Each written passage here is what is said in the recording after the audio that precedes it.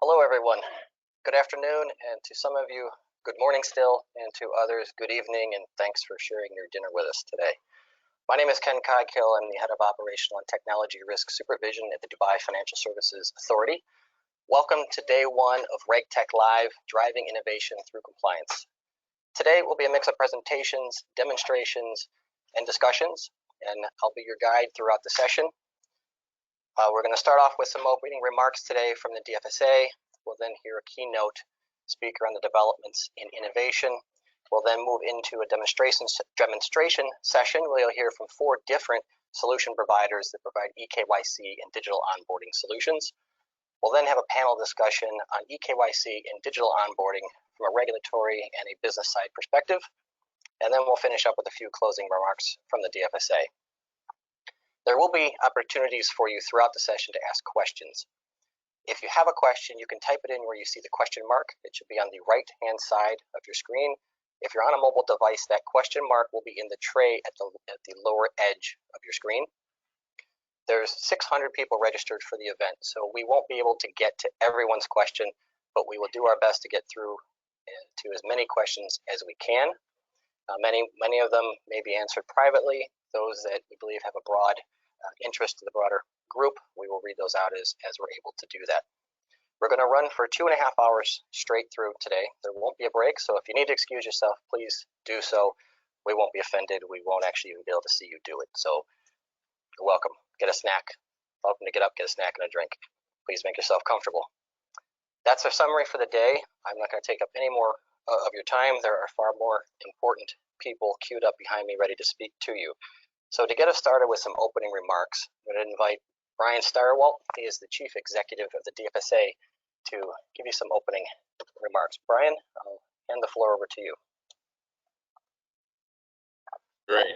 I hope everyone can hear me, and thank you very much, Ken, and good afternoon, or as Ken said, good morning, good afternoon, and good evening, and welcome to the RegTech Live event.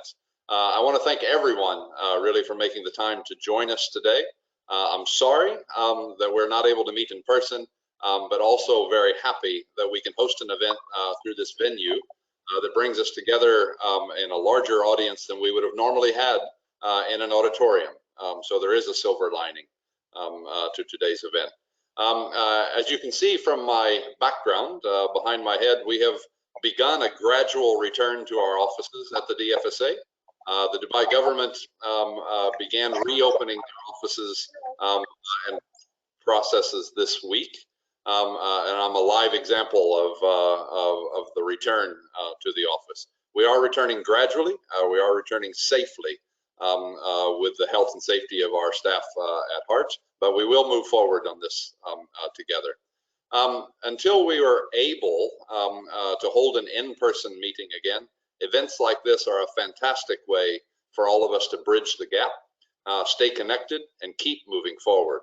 And importantly, this is a new way for us to use technology in financial services. We are certainly living in unprecedented times. This statement has never been more true than it is right now. I am proud of the way the UAE government has responded to this crisis, particularly with the devotion to health and safety of the population here.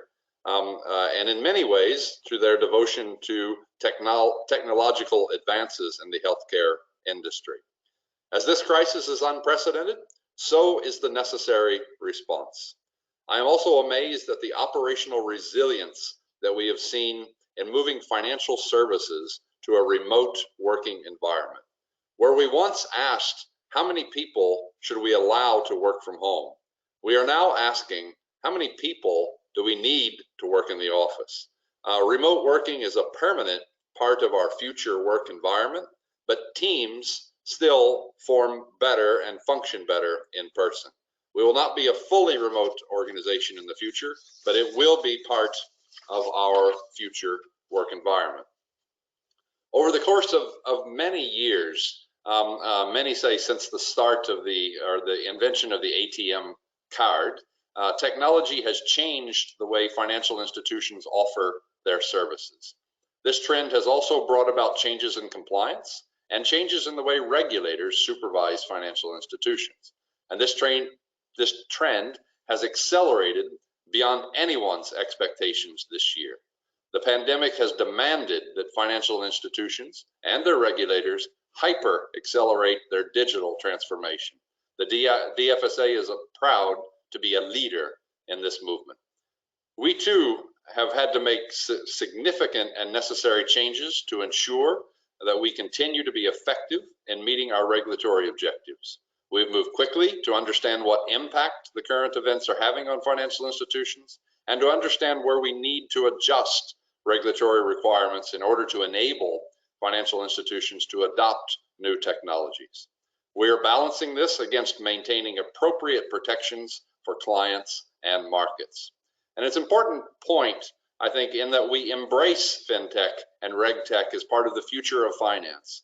But we do this in our role as a regulator in protecting clients.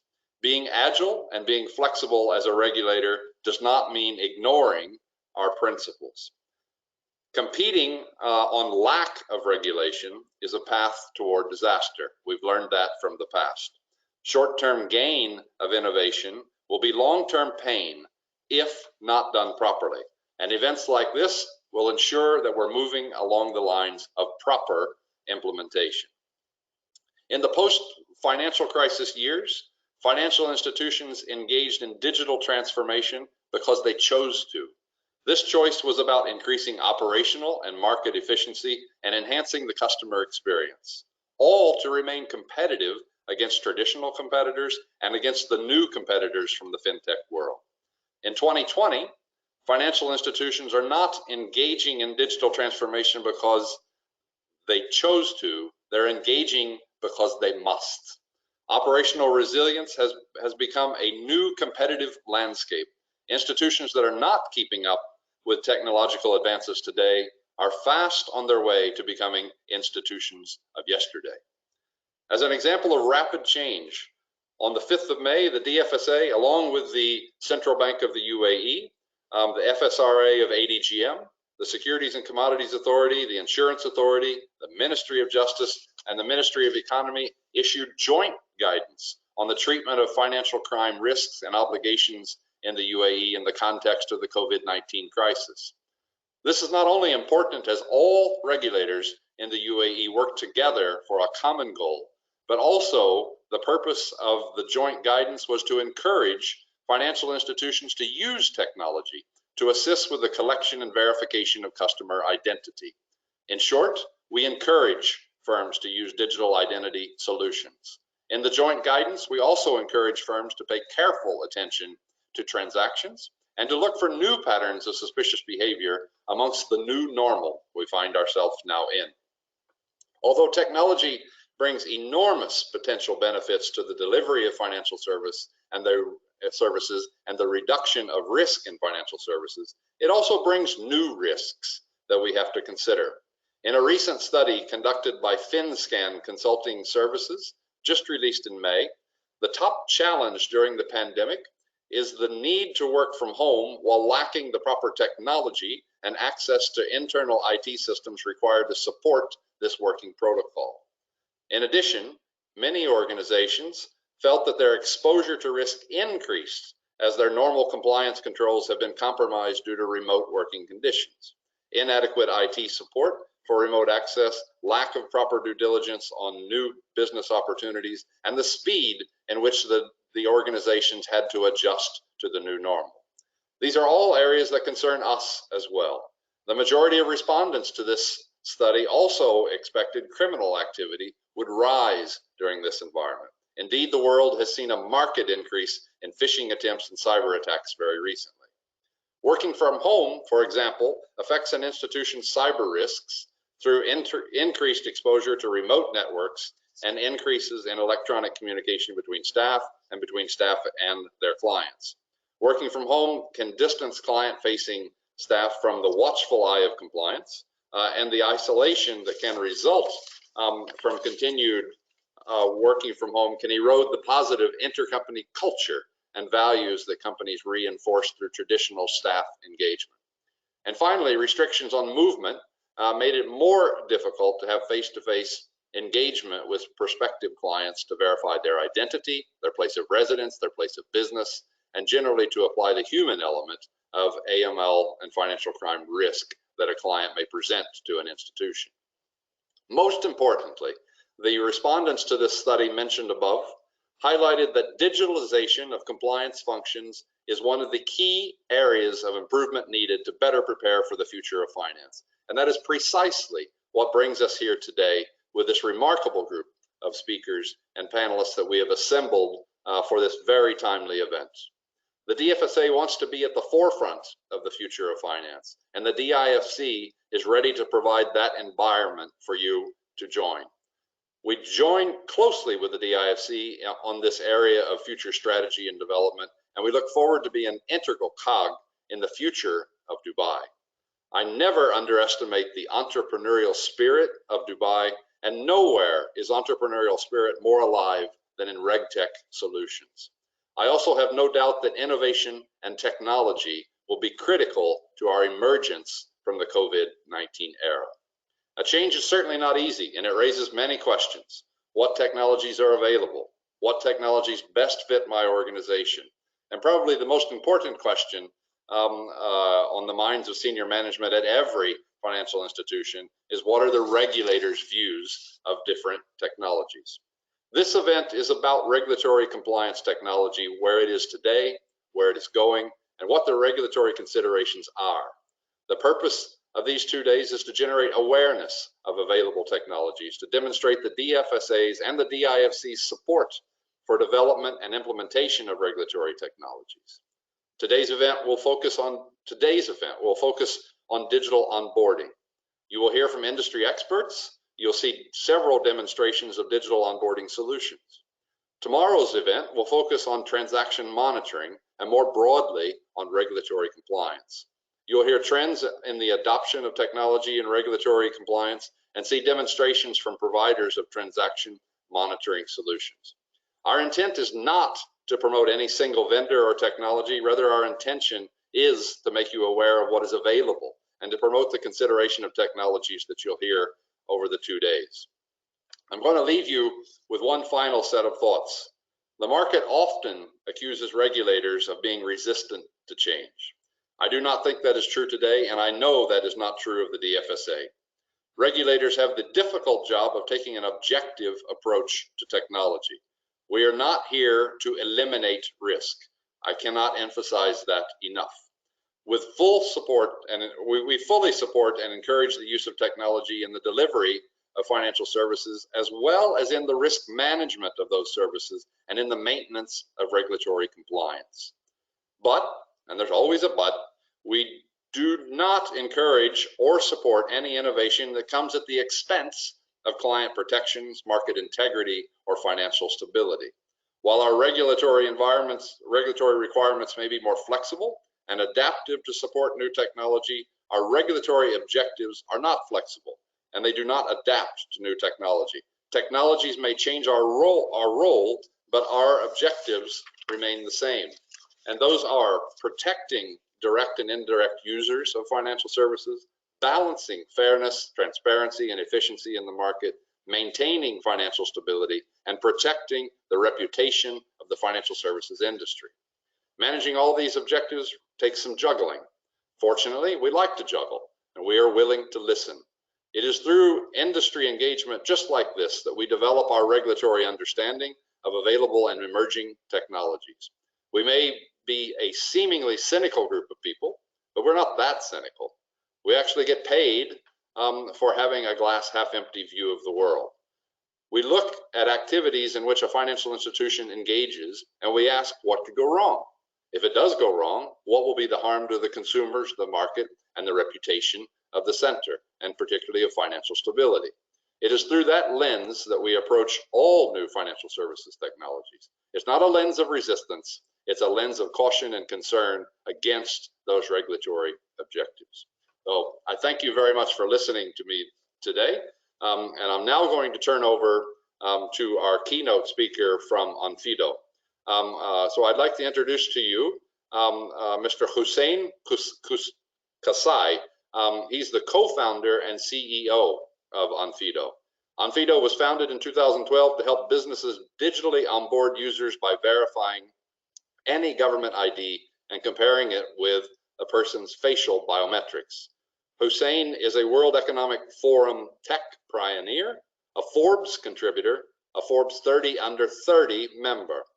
He has a BA in Economics and Management from Keble College in Oxford. And Hussein will set the stage for us today and how the industry is developing in regard to digital onboarding. So Hussein, I'll turn it over to you. Welcome, and welcome to everybody. Thank you very much. Thank you very much, Brian. I hope everyone, you can see me okay and that you are well. So it is great to be on and to get this opportunity to speak with you. I am going to spend around 15 or so minutes sharing a little bit about onboarding, digital innovation, the drivers for it, and more specifically, trends that in our view are happening more broadly. And we do have some time for questions, so do feel free to drop in your questions, and I will try to get to as many as possible towards the end. So with that, to get started, following up on what Brian was sharing, I'm one of the 3 co-founders and the CEO at Onfido. We founded the company 8 years ago. I did so with 2 co-founders, and we're now a team of just over 400 people. We've raised about $200 million, and we service about 1,500 businesses globally, 2/3 of which are in the financial services sector. And we did so because we could see that there was a big need for it, and that there are a few things that were happening that we could see needed a solution for. One was around money laundering, and that is used in human trafficking, drug trafficking, terrorist financing, and so on. And according to the United Nations, up to 5% of the world GDP is laundered money, and that's almost $2 trillion. And what is perhaps an even more surprising statistic is that, again, according to the United Nations, up to 99% of laundered money goes undetected. So it's less than 1% is detected. And that puts regulators, as Brian was sharing, in a difficult position, in that the intention with most regulators is to encourage innovation, while at the same time ensuring it doesn't come at the cost of consumers and fraud and things of that nature. And it's not always an easy balance to be had, and it's an area that we can get into a little bit more. But the FSA in the UK, MSA in Singapore, where there are, in our view as a company, regulators that are fostering a very healthy ecosystem, they tend to get the right balance between competition, innovation, and sort of protection of the consumers. And it's not necessarily easy. There are at times regulators which purely have a focus on consumer protection, and that is a laudable and an understandable sort of goal. The challenge becomes, you can achieve that objective by stopping all innovation. If you just freeze innovation and have no new experimentation of anything, you can protect the consumer. So there's a balance to be had in that, encouraging new innovation while stopping bad actors and while stopping any sort of consumer protection risks. So the challenge is part of the context is, in a world where money laundering is on the rise and crime is on the rise, yet consumers want to gain access to services digitally. And so in our space, in identity, trust is naturally needed for any transaction to work. And 8 years ago, when we looked at this space and how it was done, it essentially came down to 2 options. One was for businesses to verify the identities of the people they're onboarding in person, such as you going inside a bank branch, as I'm sure we all have, figuring out what paper documentation you have and having a physical face-to-face verification with a person. The second, historically, has been to rely on centralized databases, typically credit bureaus, which have served an important function historically. But more recent times, given the data breaches, the data that is held by these centralized databases are often accessible to fraudsters and bad actors, which has meant that it's lost its currency to some extent in reducing the money laundering and fraud challenge. So we could see that on the in-person option, that's not convenient as such. And on the database or credit bureau option, it doesn't have as much security as it could do. And secondly, it excludes half the world's adult population, in that over 2 billion adults globally don't have are underbanked or unbanked, and therefore not on a credit bureau, and therefore can't access these financial services. So that's the way that we could see that a new way is needed, and that identity underpins, in our view, all transactions, and that it could be done in a much more effective way. And the approach that we have taken is you use a government ID and your facial biometrics to be onboarded. So let's say you're an online remittance platform like Remitly, for instance.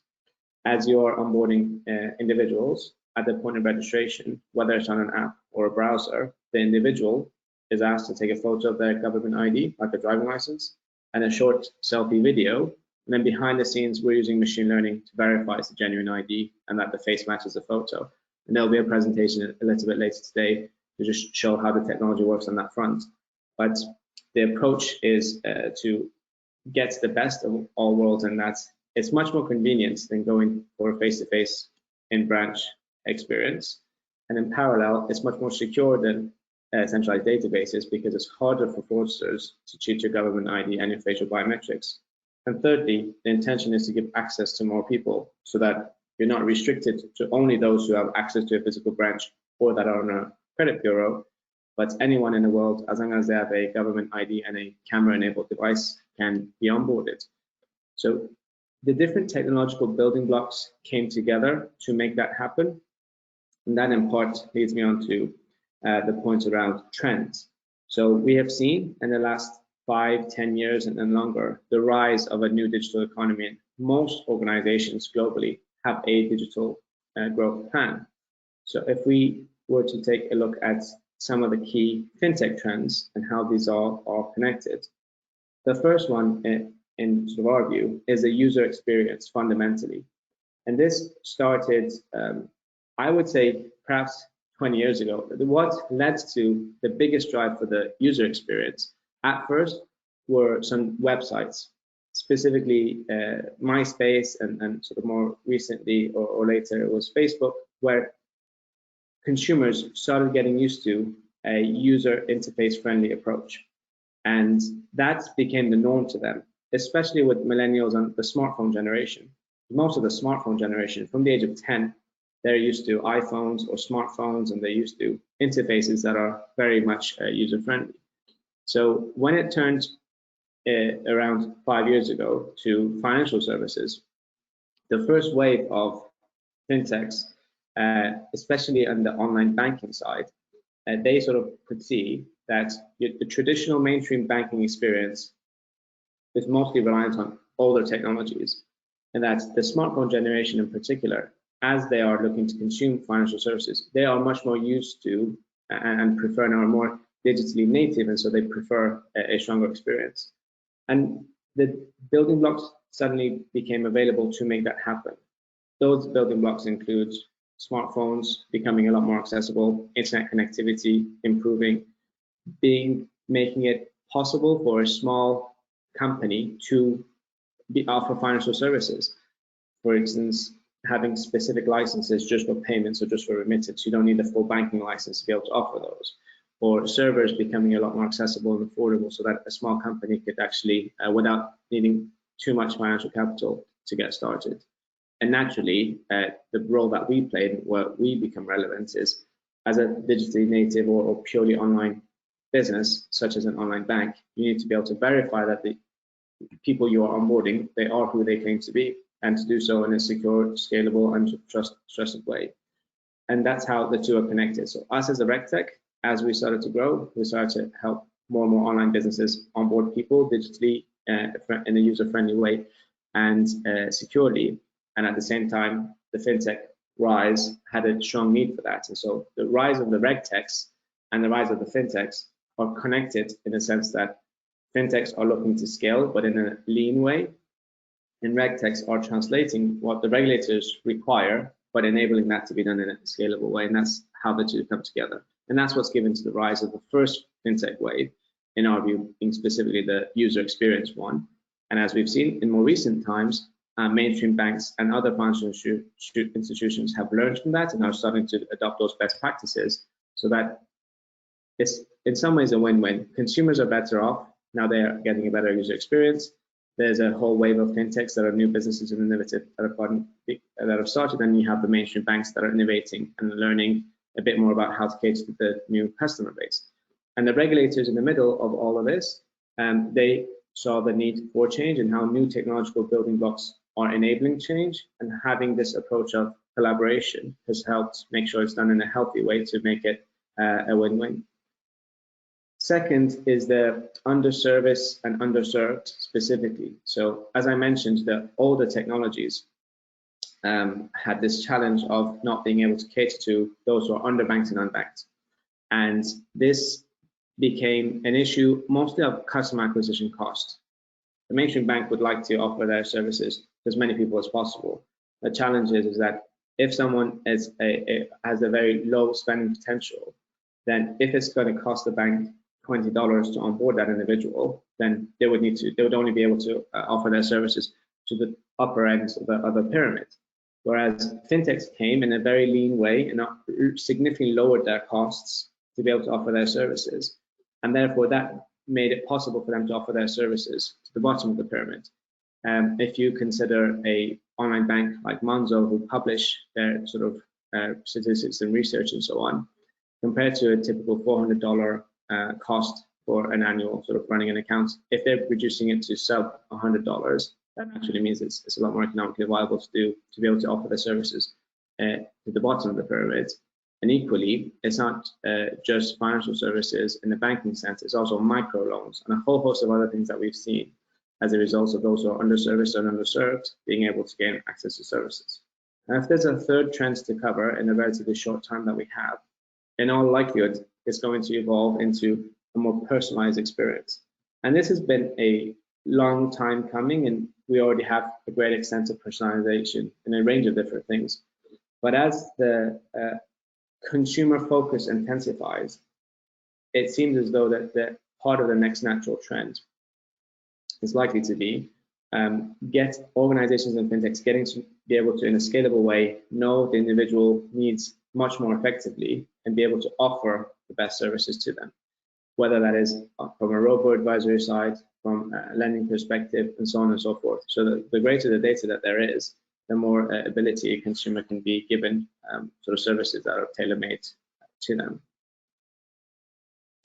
And back to the identity in that our focus and on the digital onboarding, we in parallel have gone through our transition in that historically the identity process has predominantly been in person, and then it turned into sort of the credit bureaus, and then more recently us and a few peers, we are focused on taking your offline identity online using your government ID and your facial biometrics. And in our view, the next natural transition is also going right down to the consumer, in the sense that empowering consumers to own and control their real identity and their legal identity, and then the consumer could decide to provision access to the others in a way that is user-friendly, secure, and most importantly has privacy at the heart of it. In that the intention is for no private business to have to store or hold your personal data, such as a copy of your passport, for instance. And the only person that can really do so in a trusted way is the individual themselves. So that if the individual were to be given the option and the opportunity to hold their own personal private data, but to grant access to other organizations that need to know that the person is who they claim to be, then that might make the trade-off better still. So with that, I believe I'm coming up to the end of my time here. We do have time for questions if anyone has any and would like to ask any. And just as I wait, in case anyone has any questions in the final minutes, the extent to which innovation is related and likely to change as a result of COVID-19, there are some trends. The broad trends are infrastructure companies more broadly, whether it's communication-based, payments-based, in our space of identity, we have all kind of seen a significant rise. More importantly, across the world, most organizations which have had a digitization strategy are bringing those forward.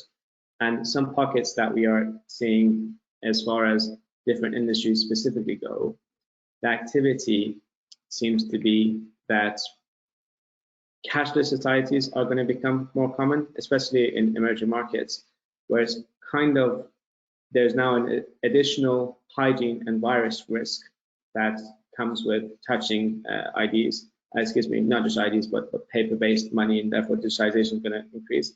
Secondly is digital access to services in a physical sense. So as you go through an airport, not having to go through as many touch points of sharing paper-based documentation, or as you're checking into a hotel, doing so ideally with a smartphone and not necessarily having to have close proximity to services and things of that nature.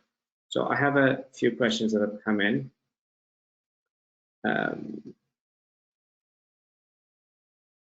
So we have a question here. With regards to the digital identification, a key element to that, as advised by FATF, is the ability to authenticate information or validate from a government authority. How is this assured by Onfido? So there are a number of standards and protocols globally. The essence of, as far as the most standards and most regulators require, is that you can uniquely identify that person as predominantly their date of birth, name, and address, and that you use some sources, and those sources can differ based on the different countries. Government IDs is typically included in that, and the way that you can assure that the government ID is genuine, there'll be a presentation later that shows the technology that is used, but ultimately there are internal parity checks that ensure that it's valid and issued by those relevant government authorities. And secondly, once you develop machine learning based technologies that has seen tens of millions of these IDs, the models get really good at detecting which identity seems genuine and which one seems fake. That is a key way of doing that. If I was to take another question, how will institutions, trust individuals if we move to portable ID, i.e. the fourth trend in the presentation? Well, that also goes back to standards, in that we have, as a community, shown a really good, or set a good precedence of how you have private organizations in the form of fintechs, RegTech that supports fintechs, and then the regulator that is sort of observing. If there's a way to have a portable identity ecosystem that everyone benefits, the regulator would have to be heavily involved to make sure that it's a standard and that it all works. Ultimately, we already have a shared identity ecosystem. The credit bureau model is a shared identity ecosystem, in that banks enroll individuals, they contribute data to the credit bureaus, and then other banks and other institutions rely on the same data. That is done currently, it's just aggregated via centralized databases. In a similar way, if it's individual based and driven, as far as the regulators involved, that would help.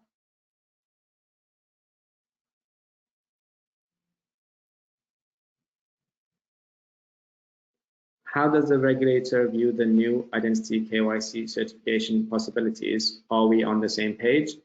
That is a good question, i.e. are regulators on board with the new methods of digital onboarding? The answer is, broadly speaking, globally, yes. There are some regulators in some countries that are further behind. And it goes back to what their specific goals are. If the goal of the regulators is to protect consumers, they can naturally do that by stopping innovation. Whereas most who have seen the thriving fintech ecosystem, I'm going to point to the UK, given that we're sort of headquartered here, but naturally Singapore, increasingly in Dubai, you have the benefits of having regulators very much embedded in the community can be seen by all, not just the fintech community, but the broader economy and sort of the benefits that brings to trade. So in order to foster innovation, especially in financial services, digitization is a core part of that. And in order to enable digitization to be done effectively, we naturally need a healthy regulatory framework to do so. And that's why events such as this are key and help in doing that. So I've got another question. I'll make this the last one.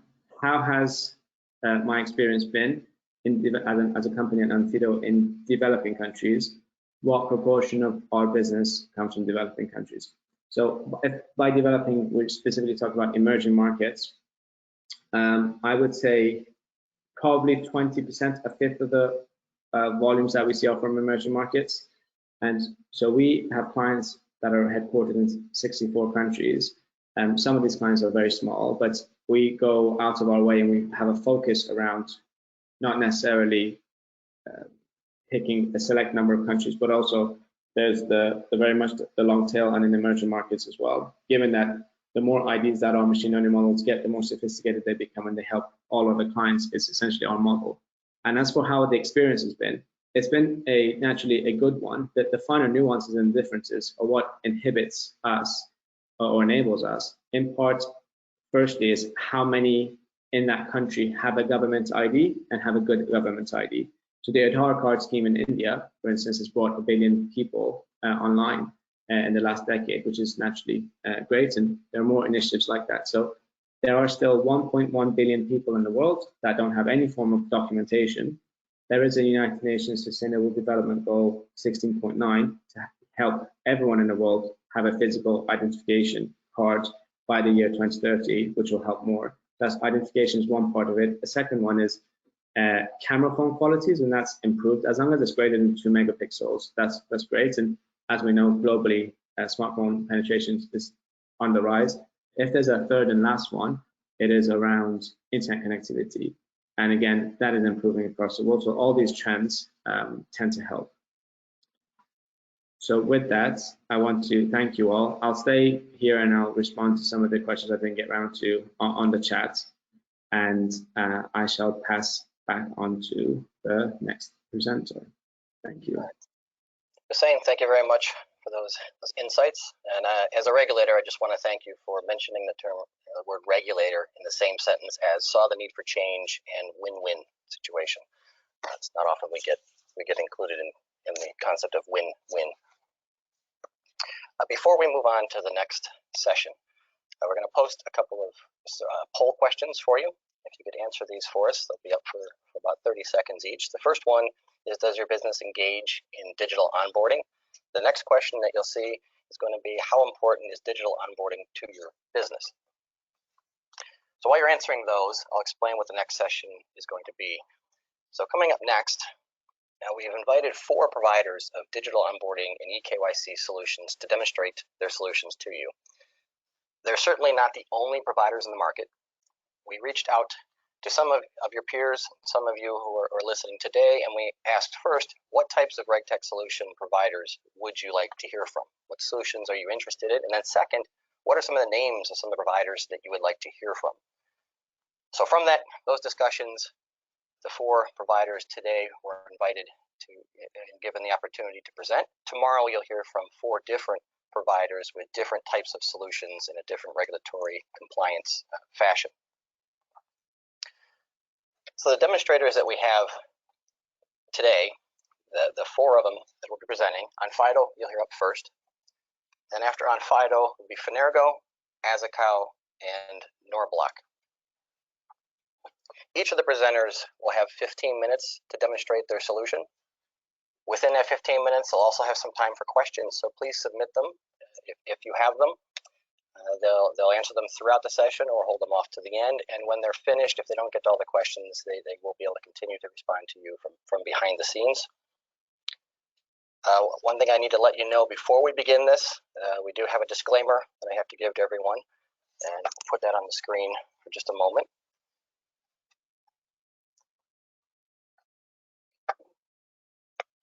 Please be aware that the participation of a demonstrator in this event does not in any way constitute a recommendation or an endorsement by the Dfsa.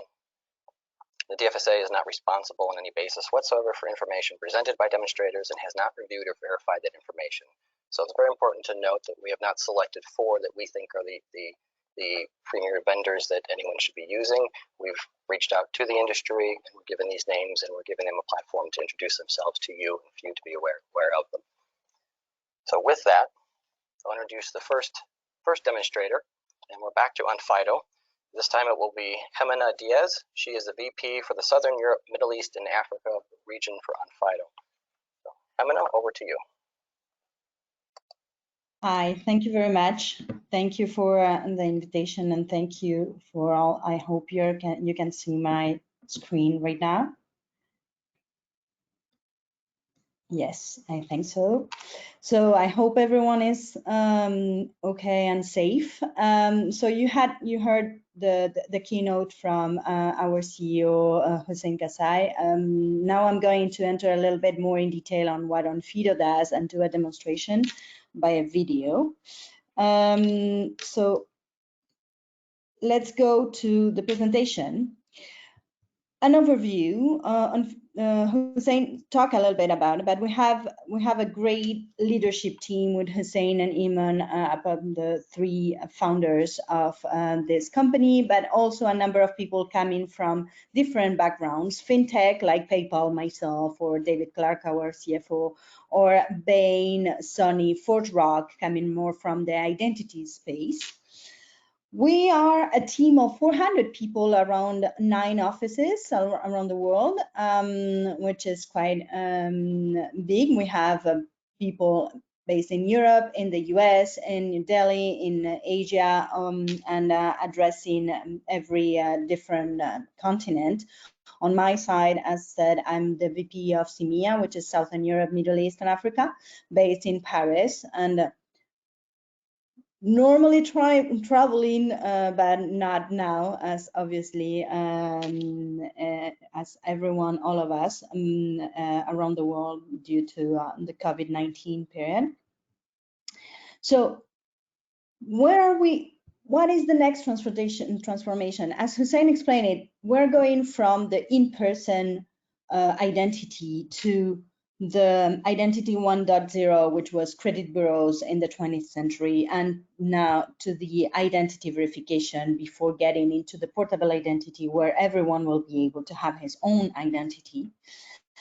We do that for a number of brands, more than 600 brands in 60 countries in 18 verticals. And as you can see, those verticals can go from finance, where we have 2/3 of our business, but also health, leisure, travel. Obviously, when you are renting a car or doing any type of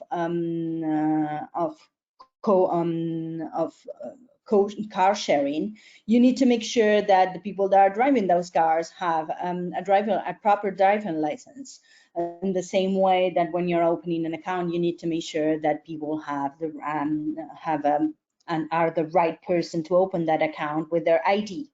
The other vertical that we are addressing also is the institutions in different ways, and the public sector that can also need ID verification on, especially in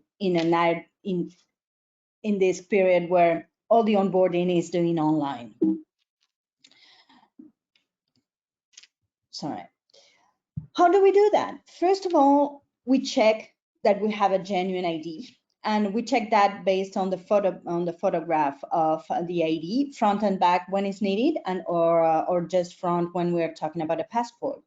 We check that in front of, and we compare that to the to a selfie or to a liveness, so a live video, where we're looking at not only the fact of having the right person, but also to have a real life human in front of us. What this means to our customers, first, it reduces risk. Why? Because obviously when you're checking fraud, you're definitely taking decrease the fraud rates. And there is a number of sectors in the fintech world, but also all over in other sectors that where fraud is very high. Cryptocurrencies or financial, AML, due to anti-money laundering laws. So you can see that whereas, for example, saw 72% of decrease in the fraud rate using Onfido. The second thing that you see is increase in conversion. The more you can onboard people quickly, the more you're able to increase the conversion and to get the person that you started the process to open an account or create and start a new experience with your company, to make sure that they get until the end of the process. Remitly, for example, saw 5 times more user verified and onboarding thanks to Onfido, or GetAround, who is a car sharing company, so 23% of increase in conversion at the onboarding stage. Finally,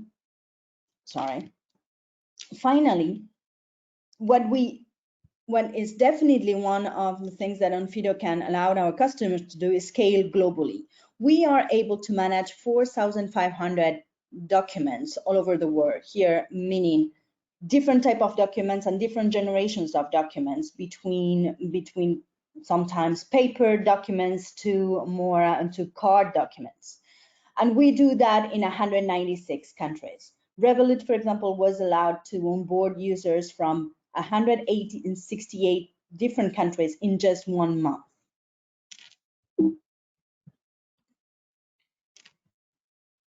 But let's pause and try to be the thief for a couple of minutes. And this is just for the experience, obviously, and not encouraging anyone to try this experience, but just for you to understand and to put ourselves in the mind of the people that are trying to break the rules. First of all, what we're going to try to check is that we have the document that is the document of the person that is showing us that document. So the facial similarity.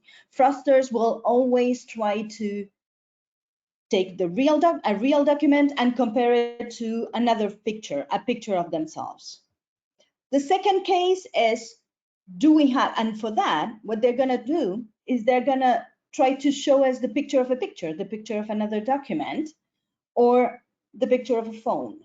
We have a spoofing detections capabilities that allowed us to make sure that we're not in front of a genuine selfie, but we're in front of a picture of a picture of a picture of a phone. Same for the videos. We're in front of a real video or a video of a phone. The other thing they're going to try to do is swipe documents. You can see it in this video. So let's pause for a minute. On one side, we have the genuine document with the original face. And on the other side, we have somebody that is trying to take a picture of that passport, put in another face. We have the capability to see the difference, and we'll obviously highlight the fact that we have a physical swipe.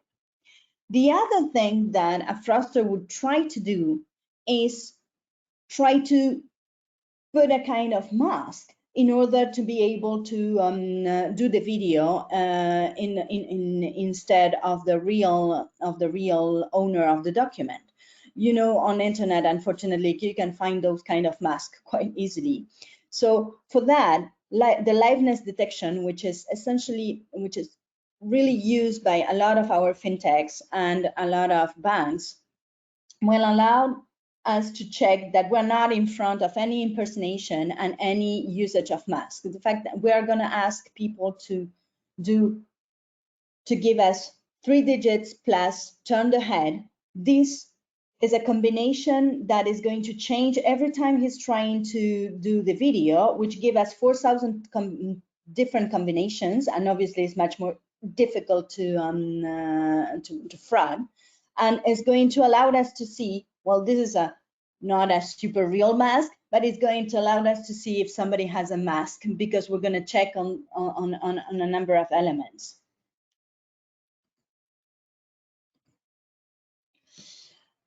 The other thing is, obviously, in order to make sure that we have a good document and to test and check a number of security elements of that document, we need to be in front of the original document present.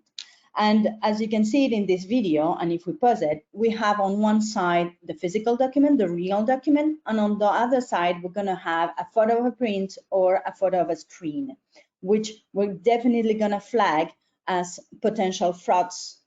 Obviously, first, because on a print, you can easily work around a scan, and on a screen, you can probably get that picture from somebody else, but that doesn't mean that is your document and you're in front of the real document. Finally, there are people that can do a physical counterfeit of a document in the dark web, but here's where we're going to check a number of things in the document itself. One of them is font. The fonts for every single document all over the world are very specific, country by country, and very difficult to counterfeit. So here's where you can check if you are in front of a real document or not. We're going to also check a number of correlations between the MRZ and other informations that are in the document. Fraudster usually usually will change the name of a document, but will forget to change the MRZ. Where you do the counter check, you definitely understand that you're not in front of a real document. But sometimes it's hard. How do you see the difference? Where is this little dog? How do you see the difference between one picture of another one? Obviously, this is to make you laugh a little bit, but the reality is that for machine learning, it's not always easy to make sure that we're having the right level of information, especially when you're looking in fonts or things that are very, very small and that are very difficult to see the difference between one of the other one. So what we do is we feedback loops. We make sure that we understand what we have in front of us. We make our machine learn. Our people are going to help our machine to train the models and to learn and get it back into the loop. And that's how we put in place what we call an hybrid solution. On one side, we have the machine, but when the machine has a doubt, it goes into our own teams. Those humans are going to check what the machine couldn't check, and essentially will help the machine to be retrained and get better and better over time. Each time we're onboarding a new document, we're going to explain to the machine how it works, and then we're going to learn by checking document after document and helping between human and machine to improve and make sure that we have continuously improves and we are ready to do not let any type of fraud pass. But now it's time for the demo. A short video. Let me take you there. Here we are. I hope you hear. Welcome to Onfido's SDK Demo. A user can verify their identity in as little as 15 seconds. First, they select an ID type and an issuing country. Then they take a photo of the front of their ID, and then the back, so we can verify that the ID is genuine and hasn't been tampered with. Then we compare the ID photo with a selfie or video captured in-app. We calculate how similar the two faces are by analyzing a number of biometric data points. The user submits their verification, and the results are sent to you.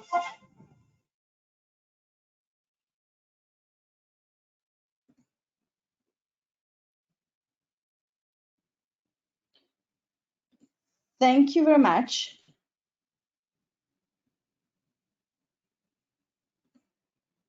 So let's go for any questions if we have the time, if we still have the time. If not, I'm going to answer to the questions separately.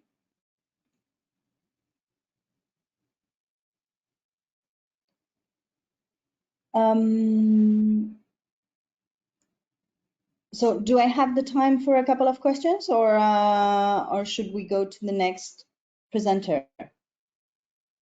Yeah, go ahead. There's a couple minutes more. Take a couple questions if you have them. Okay, so I don't know what verification process was, but what challenge did you face in this verification process? Well, definitely, as I explained, fraud is one of the challenges that we're facing. The other one is making sure that we are close to the reality. And as I said, that's why we got into this loop that allows the machine to learn and to make sure that it's better and better over time. So this is essentially, these are the two elements. One is making sure that we catch as much fraud as we can. The second one is learn the machine, and probably the third one is user experience. Obviously, all these needs to be done with a high level of user experience, because this is what people are waiting on, and this is what is going to improve onboarding processes over time.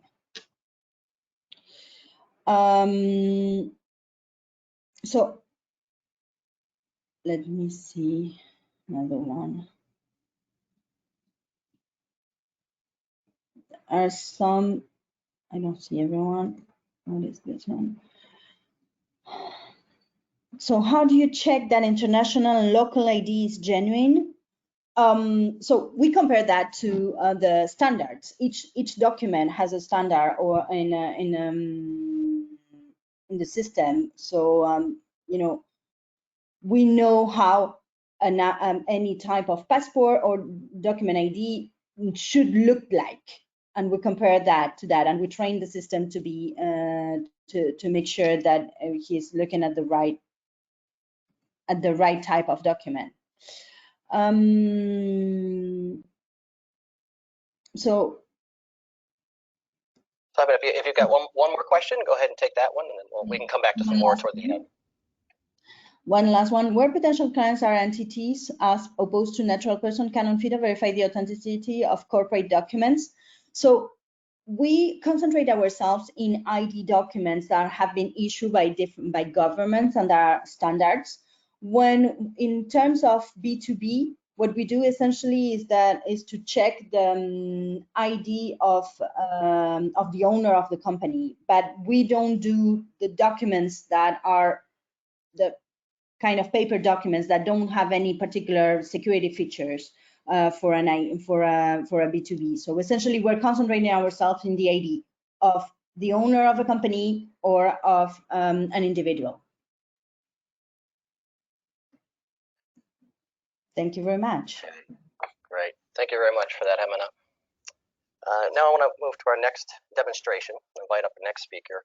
Is Cormac Sheedy. He is the head of sales for the MENA region for Fenergo. Cormac, if you're ready.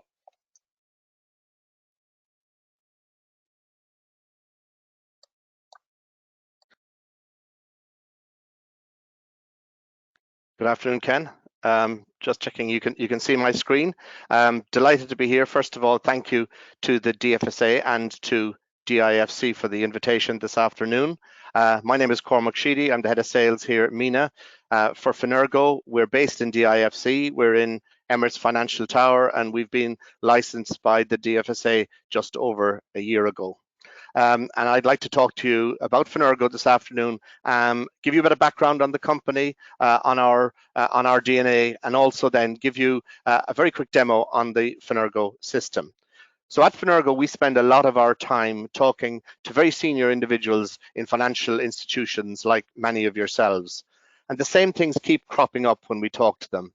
And that is, as was referenced earlier, the importance that clients must be given a proper experience. They want to move away from previously where they operated handing in paperwork, spending time in the bank.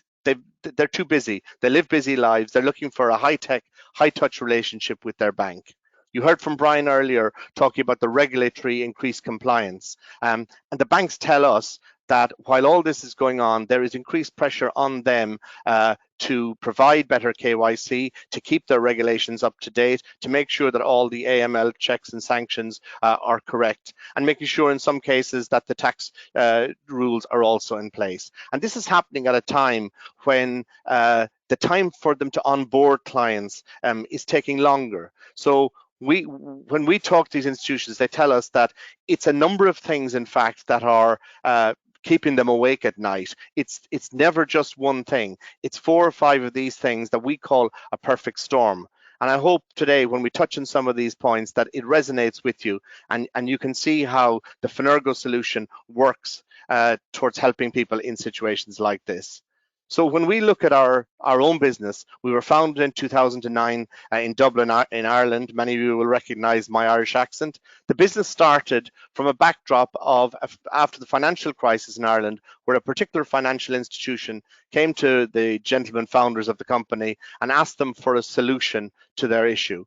We developed that solution for them, and then we were approached by banks in the UK. And it took us through from 2010, where in 2013 we went and opened offices in the US and brought on clients on board in the US. And it takes our journey right then from more and more institutions approaching Fenergo and us building out our business very steadily. And when you look at it over the past decade, in fact, you know, we get to a point where in 2018-19, we brought on some local clients here, and some of these names will be very familiar to you, and they would be the likes of Fab in Abu Dhabi and Benefit in Bahrain. So in a 10-year period, what Fenergo has managed to do is we've managed to build a global business. We've managed to create a solution that's not just for one bank, but in fact for any financial institution around the world. The solution that we have is relevant. And when we move on from there to really what is where we are today, we would describe ourselves as at the forefront of client lifecycle management.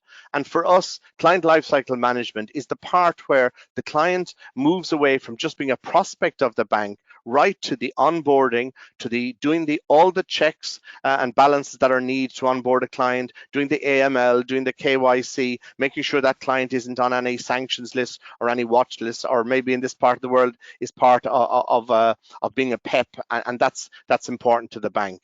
And we come up very, very highly ranked. We come up in the, ranked at the top of the scale when it comes to the solution for client lifecycle management. So I'm really painting a picture to you there of, in a decade, we've built a global business. We've got 11 offices worldwide. We've got over 700 employees. We're now looking after over 80 top financial institutions in the world. And all of our investment, what's so important to us is ensuring that the client lifecycle management is not just for now, but also that we're building out a solution. And I'll talk to you about that in a second in terms of us actually future-proofing the bank. Some of these names are household names to you. This is a sample of our client list. Some very big institutions across the world that have done a lot of due diligence on picking client lifecycle management providers. You see the likes of Credit Suisse, you see HSBC, you see Barclays, Bank of California, and some of the banks out in Asia as well. So at the moment, we're very fortunate that 27 of the top 50 financial institutions in the world are using the Fenergo solution. But what's really important, I think, is the second number there. They tell us on feedback that we are reducing their onboarding time for clients by over 80%. And that's very significant, because when we step back to what I said earlier about the perfect storm and the whole issue they have about the time to onboard clients, by using automation, by using technology, you can see how it really does help these institutions and saves them time and effectively saves them money. And anytime any staff member dips into the Fenergo system and does anything for a client, that's fully recorded. It's fully auditable. So from the point of view of saving audit costs, that's there as well. But you can see exactly where you are with any of the clients that you have. You can see a full 360 degree on any, whether it's a retail or a corporate client, without any difficulties. So they tell us the return on investment is over 30% as well. And sometimes we get asked, where do we sit? What do we mean by digital transformation? And I guess there's two aspects to it. There's, first of all, there's the protecting the bank side of it. So it's ensuring that the policies and that there's consistency. It's making sure that on the AML and the KYC side of things, we're at the forefront. Of the 700 people we employ, over 40 of these are working purely on the regulation side of things. And all these people have come from industry. So we've built a whole business around making sure that we're at the forefront of the regs.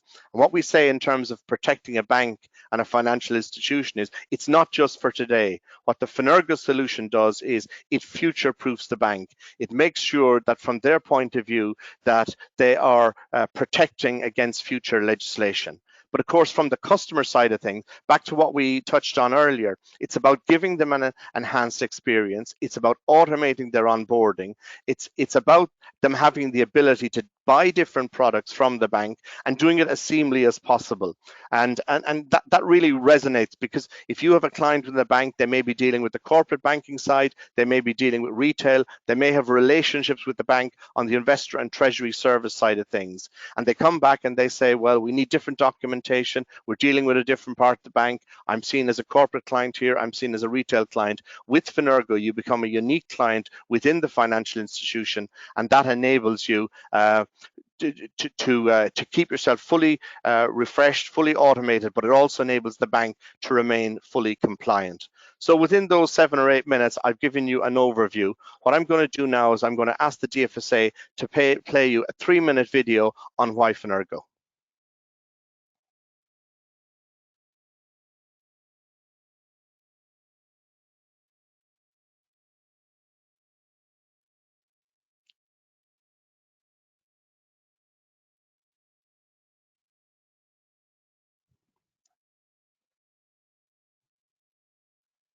So we're just waiting on the video. Thank you, Dfsa.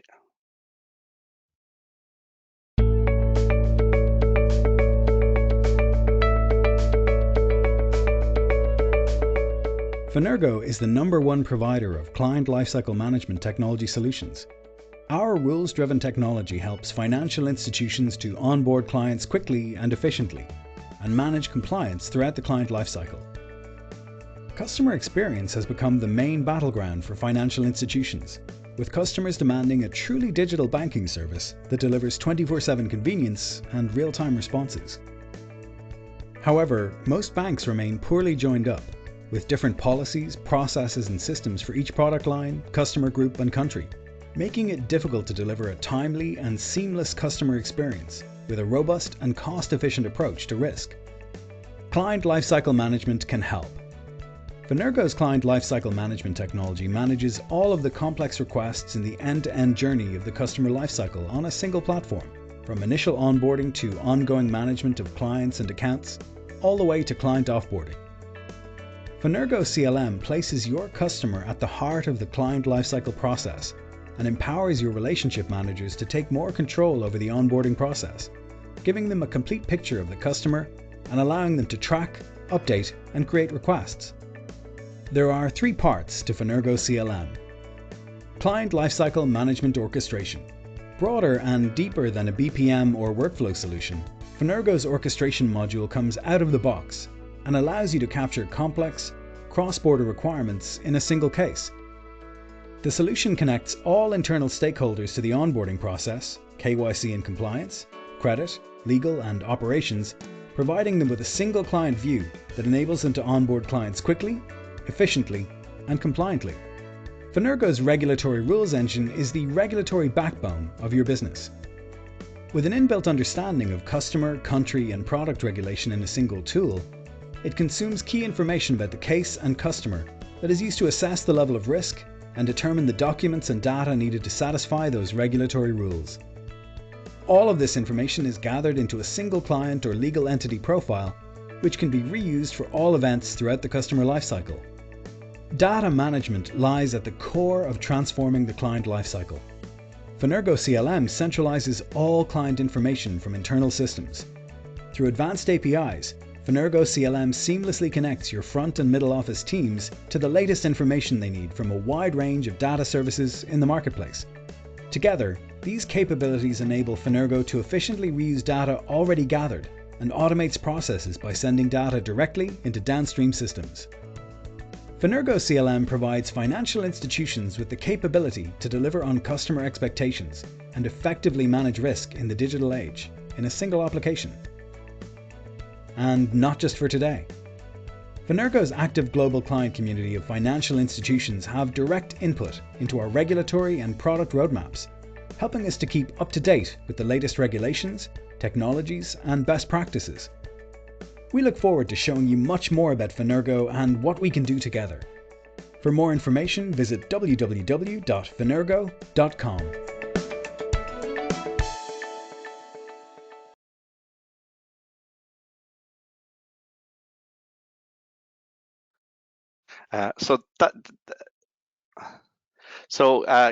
Ken, that's it from Fenergo. Thank you very much for the opportunity today. I think I may have had a Freudian slip earlier when I mentioned our license. We are, of course, Dfsa non-regulatory licensed and very proud of it. So thank you for the opportunity, Ken, for today. Cormac, if there were there any questions that I think we have another minute or two, if there's anything that okay. respond to. Yeah, we have one question in that asks about how we've been responding or what we've seen in terms of our client interaction since the crisis started. And I guess, like many other of the people watching and listening today, we've had quite an increase in activity in the past couple of months. I guess some of the financial institutions that we talk to are looking hard at their own automation and their own systems, and they're kind of realizing that though they've been thinking about this for some time, it's now time to move forward.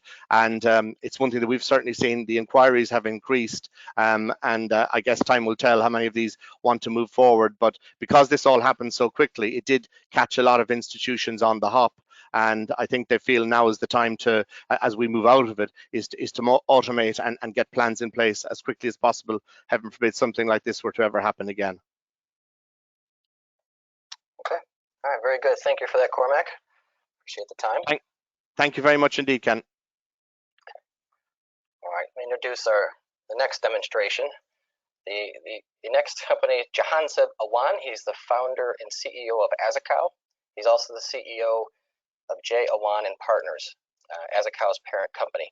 So I'll now hand over to Jahanseb to show you his solution. Jahanseb, they're all yours. Thank you, Ken.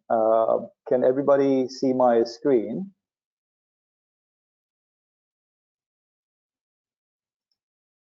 So are you able to see my screen?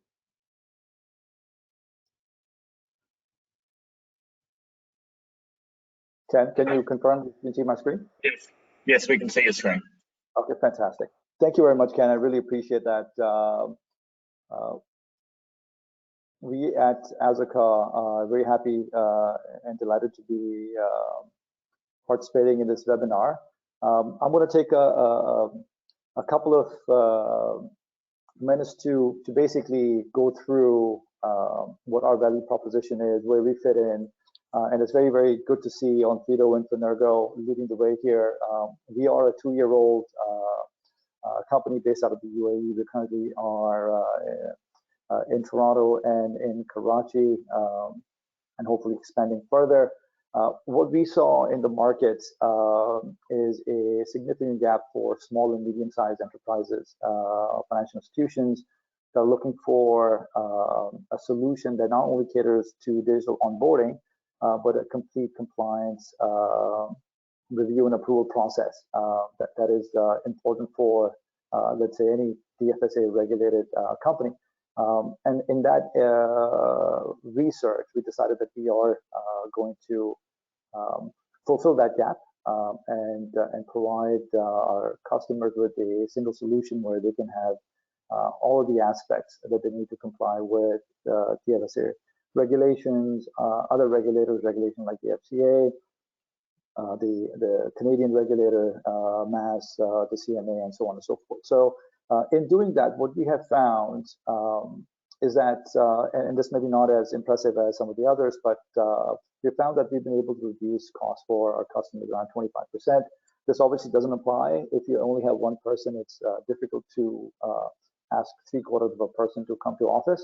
But if you have a reasonable compliance team, it does work really, really well. Where you have such instances, we have seen a factor of 4 in terms of efficiency increase, and reporting accuracy increase has been well above 50%. The reason why we've been able to accomplish this is obviously the ability to digitize information, not only coming through customers, but also digitize information from within the institution. We sort of sit in the middleware phase, where we digest a lot of information from different systems from the financial institution, digest information from the customer front end, and also send information to different systems within the financial institution. So this has been quite an interesting journey for us. What we offer currently is digital onboarding. We cover both legal entities and individual customers. I did hear a question before about verification of documentation for legal entities. I'll come to that separately. We provide factor CRS, data capture, and reporting. Our customer management core tool basically is where most of the magic happens. This is where you manage all your customers. This is where the compliance team signs off on all the customers. This is where you communicate with your customers. We have a complaints management tool, which is beyond the scope of our conversation today. We have a reporting engine, and we decidedly built that separately to sit on top of any of the modules that we have here to allow our customers the freedom to either have any of our modules or a combination of our modules or just the reporting engine platform in itself to extract information for both internal reporting and external reporting, and they found us to be quite a success. And last but not least, our Aml monitoring enhancement tool. This came out of a client request who was suffering significantly from a case of false positives, and we have managed to reduce a significant number of that, but well over 70%. How we are different, I think it's important for us to consider where the value add is. As my esteemed colleagues have also mentioned, the way we onboard customers digitally, we provide any financial institutions. We have customers across asset management, fund management, crypto exchanges, conventional banks, etc. So in their journey for digitization, we provide them the front end, and I'll show this to you in a little bit, that they are able to onboard customers digitally. How do we do that? We do a liveness test, and we do facial recognition. Facial recognition is done not only during the liveness test, but also for the IDs that are being submitted. So we want to make sure that the ID belongs to the person, similar to what Onfido has said. And the ID verification process works very, very similar. We are also connected to various government ID institutions, like, for example, Emirates ID, via our clients to verify IDs. So that also helps. If you are a Saudi institution or an Emirati institution, you can connect to Emirates ID via your permissions. And then the ID verification process even becomes simpler for international customers, Western European clients. There's a lot of information available through public sources, and the ID verification process works there as well. What we do additionally is source of wealth and funds information capture and verification, where publicly available information is available. For legal entities, we identify directors and beneficial owners. Our beneficial owner algorithm allows customers to basically, in a very simple, user-friendly way, go down to the beneficial owner percentage that your institution requires. So in some places, there's a 5% beneficial ownership requirement, and the UAE is 25%. So they can fit or set the limit that they like on that. We also do suitability analysis, as I mentioned previously. That's a significant piece for any small to medium-sized institution that is selling financial products, to conduct suitability analysis and assess this on a product-by-product basis. We do classification as well. This will be very close to the Dfsa's heart, and ADGM or the UKFCO or MAS. Our system also allows for manual override by the compliance team. The system is completely user and permission driven, so you can decide who gets access to what. And one thing that we have done well, more than most, is that our system provides a complete audit trail. So from the time your customer logs into their profile, which is provided by us, to the time you approve your customer, and every action taken, and even after that, for the duration of the relationship with your customer, every action on our platform or on the onboarding platform that the customer uses has an audit trail, has a timestamp. So when the regulator comes to you and they want a particular report or a particular view on a particular client, on a list of clients, you can pull that very, very easily. Our clients basically are finding this particular feature of immense value, especially the ones with a significant number of clients or regulator heavy licenses, and this has served us very, very well. Our regulatory reporting engine, as I mentioned, provides the internal reporting tool, so you can create any report that you like as long as the data is digitally available. We have a standard set of reports as well, and then we connect with your regulator if they allow you to have a regular reporting submitted to them directly, or you can produce PDFs or any of the formats, CSVs or Excel that you like. Just to give you an idea about the customer dashboard, so if you have our solution, your customer will see something like this on a screen, and basically that will allow them, if you look on the left side, that's a menu that can be completely customized, and when the customer comes through, they see all the information they have provided. They will always see everything. So from a data protection and GDPR point of view as well, we make it very, very easy for your clients and for yourself to see what is happening, what information has been provided, when it was provided, what documents have been uploaded, etc., which I will show to you once I show you our the customer core end solution. Again, as I mentioned on the individual onboarding, and this also applies to the beneficial owners as well as the directors of a company, there's a digital onboarding process there, which is based on liveness, facial recognition, and ID verification. So we go through the entire process, and if everything checks out, you can have a sign off within 15 to 20 seconds on an individual customer.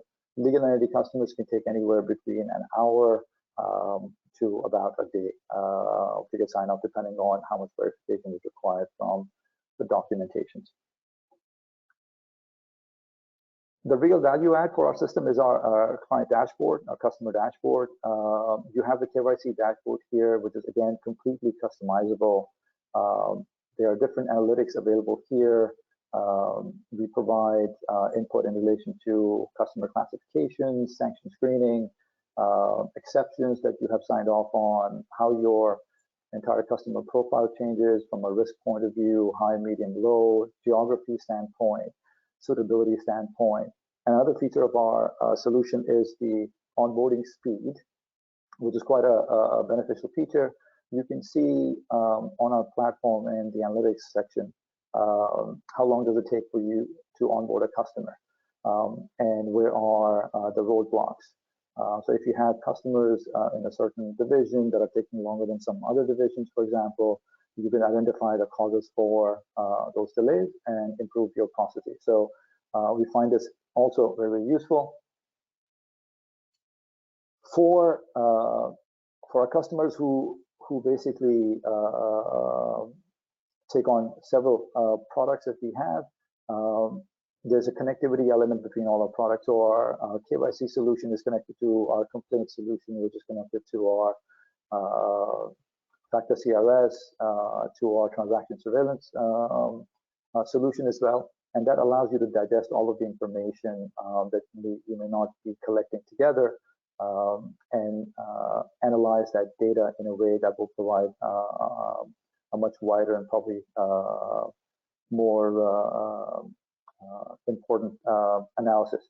So, and the other thing that we also do is that if you have different solutions from us, you can completely customize your dashboard. Even if you have a KYC dashboard alone, you can customize a solution and have it permission-based. So your head of compliance will only see what he's interested in. Your branch manager will only see what he's interested in. If you're a fintech, your compliance officer, your head of risk, your COO and your CEO will see whatever they want to see in the dashboard, which also gives quite a lot of flexibility to our clients in determining what information that they want to see. Our multilingual capability will be going live in Q3, and we are launching our solution in Saudi Arabia with the Arabic capability. So please look out for that. And some of the things that are very important for us to consider from a technical standpoint, we are cloud agnostic, and we are deployment agnostic. So we can pretty much deploy in any cloud, and be it Azure or AWS or any local cloud at Slot or STC in Saudi, for example. Some of our fintech clients, they always want to be on the cloud. Our more conventional clients want to host the solutions within their data centers. So we're agnostic to that. As I said, we cover conventional fintech and crypto. And for crypto currencies, we do provide blockchain review, a wallet review, and a currency review capability. And for the fintechs, there are a few other options that we have in terms of location.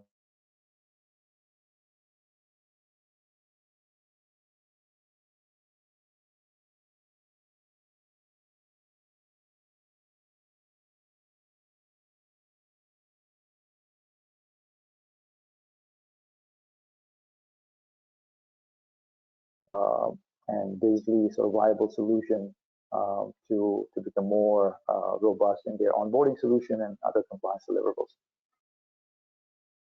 Ken, do I have more time?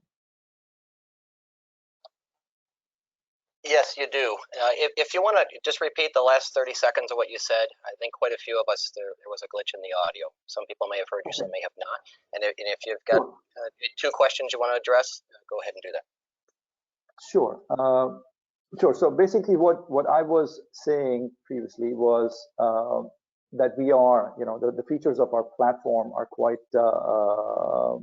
robust. We are cloud agnostic and we are deployment agnostic. So we can deploy on premise and we can deploy on the cloud. We are finding that our conventional clients prefer on-premise deployment and our fintech clients prefer a cloud deployment. Again, we are country and regulator specific as well. So if you buy a solution and you're a Dfsa regulated entity, our solution comes ready with compliance with the Dfsa regulations. If you are a Saudi regulated institution or a UK regulated institution, our solution comes with compliance controls that are specific to those jurisdictions. If you are across several jurisdictions, again, we provide a solution that is coherent and relevant in each location. So if you have a branch in the UK, head office in Saudi, for example, the regulations will and the rules engine will work accordingly to give you the results in each location according to the local requirements. And we have automatic regulatory updates.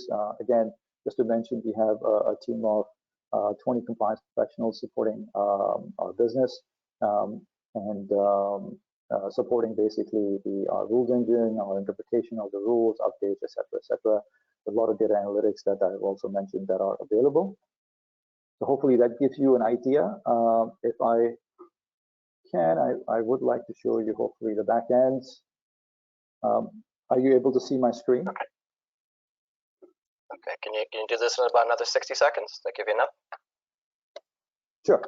Okay. That's fine. Sure. That's fine. So this is basically our customer rules engine. On the left side, you see the different modules and products that we have. It's a very simple, user-friendly layout. You can access all of your clients through the single platform. You do obviously sanction squeezing, negative news media, PEP screening at the time of onboarding. So you will see all the sanction screening results here. We can scroll down here. You will see all the PEPs. All of this is done automatically. You will see exceptions here that if the compliance team has approved clients with certain exceptions, they'll all show up in the dashboard here.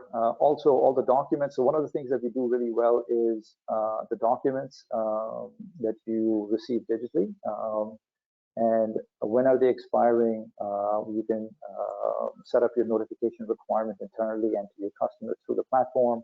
Your customers receive it directly, and then they can go through the refresh of their customer documents through that process. From the platform, you can simply go in. I'm actually showing you a live demo here. You have all of your customers here. You can do filters through sanction screening, through the risk profile. You can go into any customer where you have all of the details available. You have an AML risk assessment that is done, that is compliance with your local regulatory requirements. You have a sanction screening tool here that you can use and sign off on all your sanctions and PEP screening hits. And you can do that. Johnson, thanks. That just about wrap up. You're just about the end of that. Thank you very much. I really appreciate the time. Okay. Thanks for that, Jahanzeb. And Jahanzeb still has, he'll be online in the background, so if you submitted questions to him that he wasn't able to get to, he can still respond to those in the background for you. Okay. Thanks, Jahanzeb. Thank you, Ken. So the next solution that we'll bring up is Norblock, and Astyanax Kanakakis is the CEO and the co-founder of Norblock. Before we get started with Astyanax, just want to go back to the two polls that we asked earlier, because I think the responses were quite interesting that we received those. So the first question that we asked was, does your business, or how important is digital onboarding for your business? And 86% of the respondents said it's essential or important. But then when we asked the next question, does your business use digital onboarding, 55% said they actually use it. So it's pretty clear there's still some work to be done. And we'll have another poll after Astyanax is finished and try and unpack a little bit about exactly what's left to be done in that. So Astyanax, I'll hand over to you. Perfect. Thank you very much. I'm Astyanax. I am the CEO and co-founder of Norblock. And I'm here to talk a bit about what we do in Norblock, where we're focusing on, and how is this relevant to regulatory technology, and how is this relevant also to the region, to the MENA region. So in a nutshell, what we do in Norblock, we're focusing on piping. Piping may not sound that exciting, but I have to go more into the details. What we do is that we focus on being the backbone of regulated data networks. What this means, I'll explain a bit later on, but essentially when we talk about regulated data, we talk about anything from patient records to identity to KYC data. We're the first company in the world to create the KYC ecosystem, essentially distributed KYC utility, which is in production right now in the UAE, live from the beginning of the year with Dfsa and Masrek being the first two participants, and aiming to have more than 200,000 company files on the platform by end of year. And actually our platform goes hand in hand with the operations of banks. Moody's singled it out as a platform that actually is credit positive for the banking sector, because better compliance also means better business. Now, what is the problem that we're focusing on? We're focusing on breaking the silos around KYC data. Silos around collecting KYC data, silos around validating KYC data. Right now, if let's say I have a company come to the UAE, I need to register this company with one of the free zones, let's say the IFC, and then also provide information again to a bank, so the banking account, same information to auditors, accountants, all obliged entities. And that creates enormous duplication of efforts and also enormous potential for different versions of truth to exist between these different organizations. So what do we do in order to alleviate these problems? What we do is that we've created three platforms, and I'm going to start from the right-hand side, which is where the company actually started, and then move to the left-hand side. So FIDES is a platform that allows for the regulated sharing of information between one institution to another at the request and control of the owner of that information. That information, for what we're talking about right now, is actually KYC. So information flows from one bank to the other at the request and control of the owner of that data. And I'll go into greater detail later on. Atlas is our platform that essentially allows the same function, but within very large institutions, such as, let's say, City or HSBC, connecting different geographies, different jurisdictions, different departments, instilling single version of truth for every piece of customer data. And finally, Sancus is our digital onboarding and KYC platform, which enables essentially the collection of data and the validation of data from the customer. Starting from Sancus, a bit more about Sancus. The way we approach the digital onboarding platform question is essentially trying to create the most modular and most customizable workflow available for our clients that allows them to basically use best-in-class data service and data providers KYC service and KYC data providers out there to plug them on that workflow. So for example, on Fido is one company that we use for ID verification. We have different companies for PEP sanction list checks, and all these come together in one fully customizable workflow platform. Now, this platform collects data and validates data from the customer. There's no sharing right now between different institutions. But let's see what happens when we go into sharing data. Now, Atlas, what it allows in a nutshell, it allows, let's say, a customer of HSBC in Dubai. He goes or she goes to HSBC in Dubai, provides the information. Once HSBC officers validate that information, the information is placed on a distributed ledger-based ecosystem, let's say, that operates within HSBC. If the same customer goes to London or any other geography or department, they can actually use the validated information from the entity in Dubai, from HSBC Dubai, to push it back to the entity they want to onboard within HSBC. The recipient of the file within HSBC, let's say in London, they can see the data that was validated previously by their colleagues in Dubai. They don't need to do the work again. At the same time, if anything changes on the data, that change is propagated to all parties that have access to the data. A thing that was mentioned before is around customer service. So how important is customer service? Customer service is also important when it comes to compliance. The harder you make it for a customer to provide their information, the easier it's going to be for them to forget to provide it or to not be very forthcoming when something changes. What we do here is that we allow the customer to change information, to update information once, no matter how many counterparties have access to that information, no matter how many departments of HSBC or geographies of HSBC. And additionally, the platform allows for a fully immutable audit log of actions, so we can see who did what when, and that is only accessible by the compliance department of the bank and potentially by regulators in the jurisdiction. If we take it a step further, we're talking about sharing of data at the request of the owner of the data between institutions. Essentially, going into an institution as a client, let's say I go to Bank of America, I onboard Bank of America, I provide my information, Bank of America validates the information, it's placed on that ecosystem that I mentioned before, now it's FIDES. If I go to another bank, I don't need to reveal any prior relationship. I just ask to be onboarded. The moment the request for information, let's say from UBS comes, all the data is pre-populated in front of me as a customer with what I've given to Bank of America. I just need to sign digitally and push back to UBS.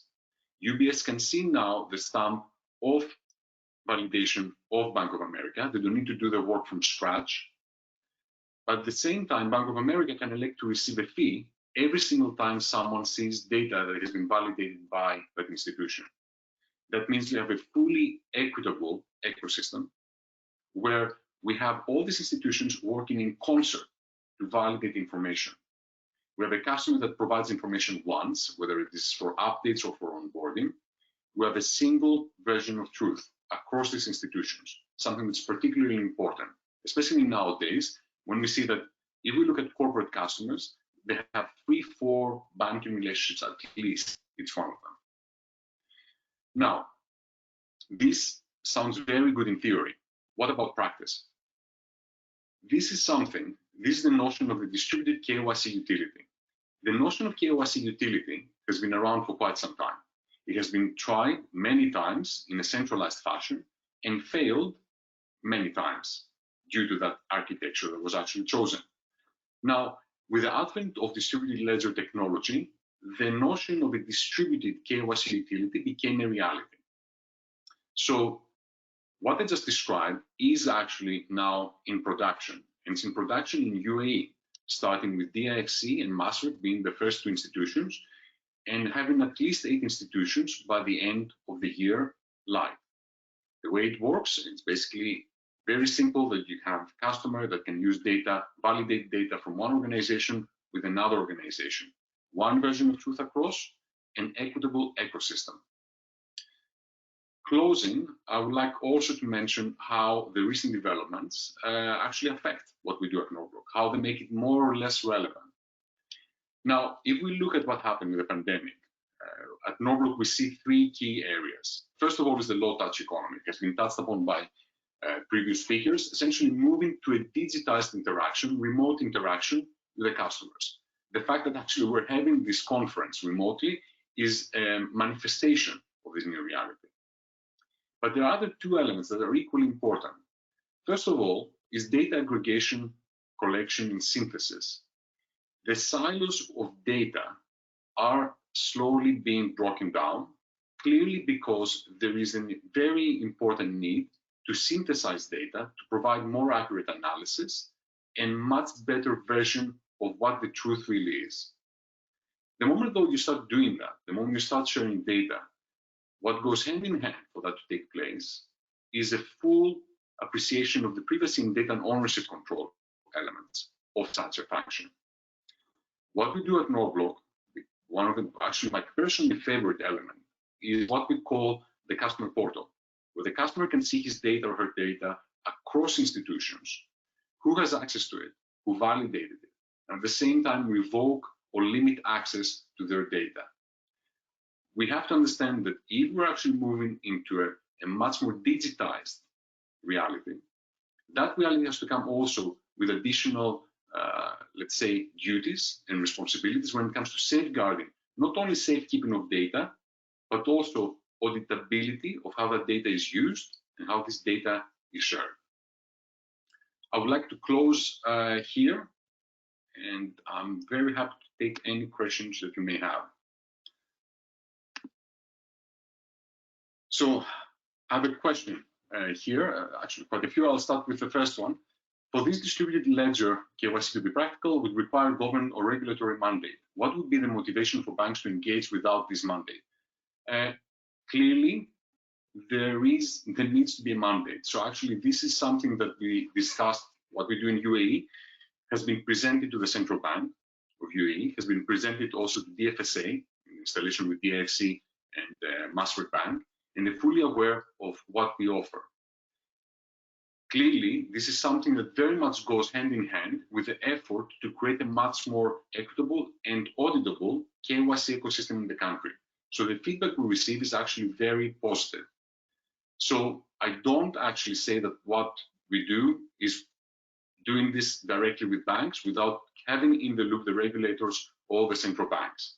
This is certainly not how one should proceed. So we actually involve them from day one in our efforts in UAE and actually in other locations where we operate. Second question, is the data validated by different financial institutions? Is acceptable by the regulators in different jurisdictions? So that's a very good question. Let's say that I have, let's say my address is validated by ENBD in UAE. Will this be accepted by the regulator in HSBC in London? The regulator does not care who did the validation of the data for you, cares what you have in your data repository and what you say that you validated. So for example, if ENBD validated my data, my address in UAE, and HSBC is using it in London, HSBC in London is responsible for the correctness of the data. So essentially, ENBD in that relationship takes the form of a KYC service provider to HSBC. There are clearly contractual elements about how we go around validating data between ENBD and HSBC, but the regulator, because you cannot roll over responsibility in most jurisdictions that we've worked in, the regulator, when they perform audits in someone, they actually place the responsibility purely on the person that they perform the audit on. You cannot roll over responsibility. So the banks there, when they cooperate between them, it's the similar as basically having a KYC service company. That's the role that they play between them. Another question, how resistant are clients to using new onboarding KYC systems? I would say that they're not resistant at all. It's the complete opposite. In the first month that we've been live with Dfsa and Masric, the uptake of the platform has been much more encouraging and much more, let's say, positive than we expected it to be. The reason being is that onboarding a bank, creating a relationship between different organizations is a very, very painful process. It takes a lot of time. So actually, if I may say so, the starting point is so low that it doesn't take much for customers to move to a new reality, a reality where you can actually seamlessly move data from one organization to the other and have control of that process. Another question. If one bank spends millions to digitize the data and compile deep data, why would they share that for free with other institutions who have not invested in similar technology? Very good question. You don't share it for free. That's the point I mentioned around the possibility to receive a fee if you share your validating stamp with others. So what banks share is the validation of the correctness and completeness of the customer data. They do not share any KYC risk rating results because it's purely based on whatever each bank is doing, the rule-based methodology, etc. So if, let's say, a bank has invested millions in digitizing the review of customer data in completeness and correctness, then what they can do, what they can offer to the other banks in the ecosystem, they can say that if you want to see whether I validated that data, then you have to pay that fee because I've invested a lot and you know I've invested a lot and I'm doing the best job out there in doing that. If other banks decide to do that, then they will have access to the validating stamp of that bank once the customer pushes data to them. If they don't accept this, then the customer will still be able to push the data that he used with the amazing first institution that they validated very well, but the recipient institution will not be able to see the stamp. So, because there's no agreement between the two institutions. So, of course, it's equitable, and if you've invested in validating data, then you should be able to actually monetize on these efforts and that investment. With FIDES, is there a risk that the first bank to validate could face liability if it had validated fake documents that lead to AML failings? No, it's basically the same liability that PwC would face if they work for, let's say, ENBD, and PwC validated something wrongly. It's basically the exact same liability that they face. Additionally, and I have to basically here say something which is very important. The best right now, because we operate in silos, each bank reviews information themselves. So I take information, I review it. Let's say if someone fails and they don't do a great job, the way it works now, that bank will never find out. That customer will go to another bank, the other bank may find a mistake, the first bank will never find out. With the ecosystem that we have in place now, the fact that there is one version of truth which is shared between banks, it does allow for banks to work in concert and to possibly pick mistakes that someone has done in the process. And once that mistake is picked, that bank that actually found the mistake corrects it, and the correct information is propagated then to the rest of the banks. So clearly, it's a much more compliant ecosystem that we're working on. I'll answer the last question, which I don't know how much time I have, but there's one around GDPR. The platform that I just described is basically us taking GDPR and manifesting it in one technological platform. Why? Because the customer has full control of their data, can revoke access to the data, can control who can see it.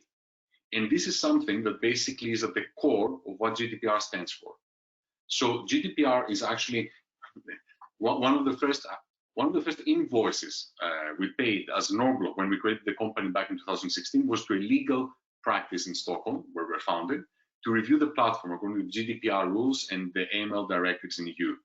And actually that helps us a lot because the way we store data and we share data is very much around GDPR guidelines, but also we enable GDPR compliance by allowing the customer to have full control of their data at any point of time. Ken, do I have any more time, or are we? If you want to answer one more question.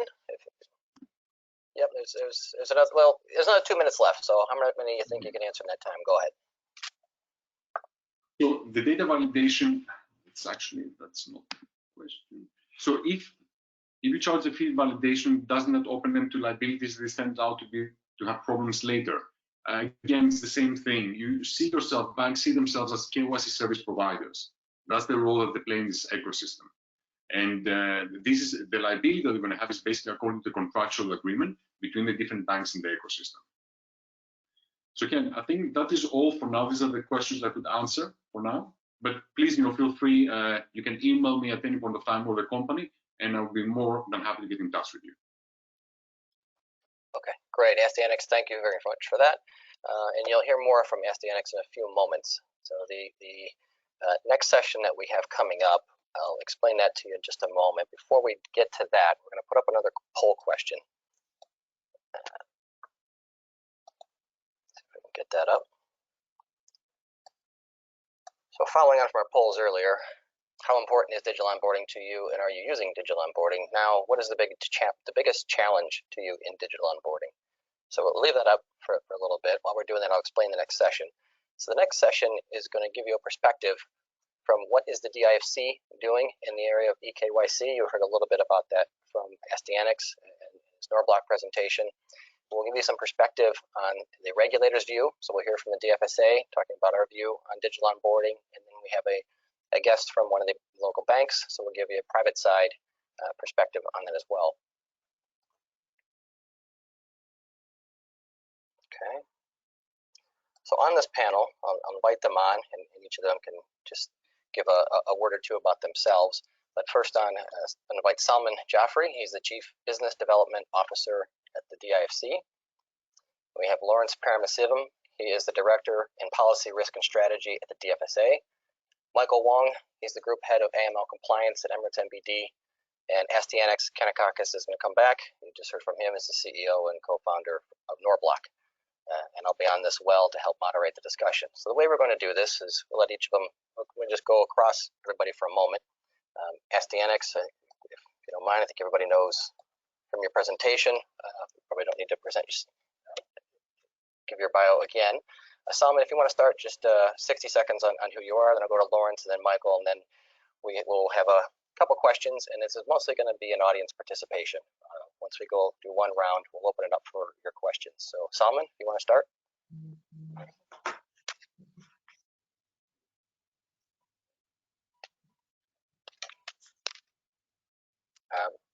Is your mic on, Salman?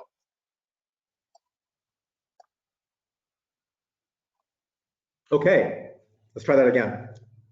All good? All good. So my name is Salman Jaffrey, and I am responsible for business development at the Dfsa, which means I have the distinct pleasure of interacting with the entire body of clients and prospects who are in the process of shaping the markets that we're serving. I also have the pleasure of working closely with our regulator, the Dfsa, collectively towards the project of sector development for innovation here. So delighted to be here. Great conversation so far. Over to you, Lawrence. Great, thanks, Salman. My name is Lawrence Paramasivam. I'm a director within the Policy, Risk and Strategy team in the Dfsa. Been with the Dfsa for a little over 13 years now, and I've had a number of areas of focus through that time, but in particular around financial crime, and been quite heavily involved with a lot of the work the UAE is doing in terms of its FATF mutual evaluation, preparations, and follow-up work. Over to you, Michael. Good afternoon, everybody. My name is Michael Wong. I'm the Group Head of AML Compliance within Emirates NBD. I've had that position coming up to about 3 years. Formerly, I was with the Dfsa, and so just thank you very much for the kind invitation and the opportunity to participate in this panel.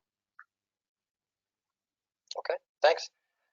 Astyanics, want to just do one more? Remind everybody who you are, in case they forgot in the last 30 seconds. Of course. I mean, I introduced myself 15 minutes ago. So I'm Astyanics. I'm the CEO and co-founder of NORBLOCK, a company that focuses on regulatory technology. And it's great to be here and actually be part of this panel. Okay, great. Thanks, everybody. So why don't we start, Salman? Maybe you could just give us some perspective on what is the Dfsa doing? What steps Dfsa taking to support eKYC in that development?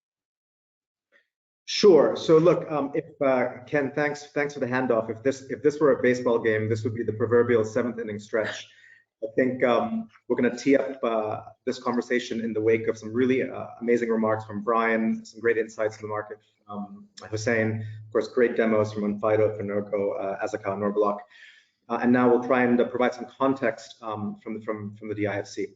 Look, a couple of thoughts. The topic is eKYC and digitization, and to me, what that really means from the perspective of market development is how do we enable scaled digitization, right? That to me is the real question. Earlier, Brian and Hussein talked about things like reduced onboarding time, increased customer experience. I think those are things that are really important.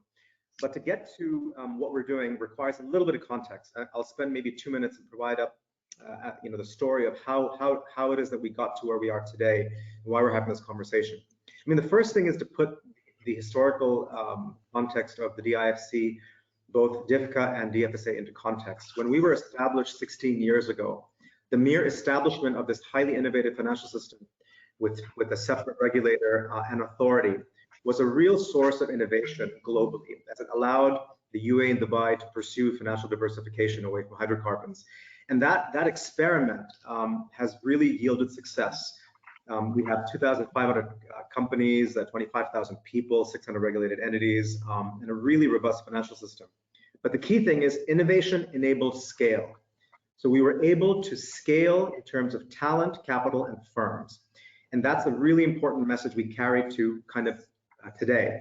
Where we're at today is at a very interesting point. Even before COVID, we're at a really pivotal time. The last 3.5 years or so, DFCA, the authority, and the Dfsa has really partnered very closely to pivot the business model away from not just traditional financial services, but into financial technology. Now, that was a no-brainer. We engaged with our markets consistently with the Dfsa, and we knew that things were changing. Clients' needs were changing, customer experience requirements were changing, data was changing, cost of analytics and AI was changing. And essentially what we were able to do in 3 short years is create the region's deepest and most innovative financial ecosystem. I mean, the Dfsa was the first in the region to launch crowdfunding regs. It was really unprecedented, really, really innovative. Why? Because we listened to clients. We launched the region's first fintech accelerator called Fintech Hive, right? Award-winning, very successful, driving expertise, driving knowledge, driving scale. Partnerships with Startup Bootcamp, also award-winning. Putting capital at risk, $100 million fund, which we aim to scale to 300.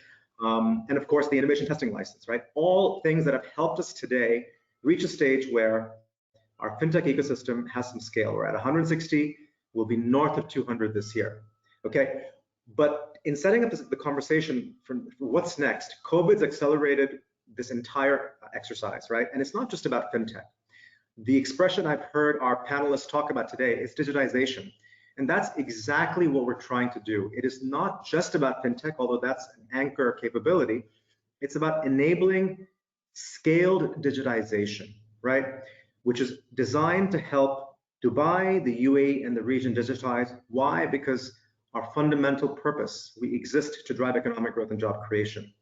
And so that sets up the context for why we were able to partner with firms like Norblock, which, by the way, I don't know if Asianax mentioned this, was in the first cohort of our accelerator, and a firm that we have worked closely with.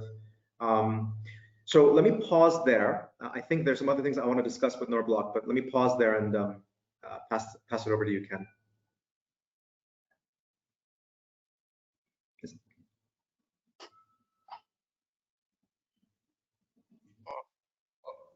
Okay, why don't we just move across the panel then for a moment and we come back. Lawrence, do you want to offer some perspectives from the Dfsa on digital onboarding for a moment?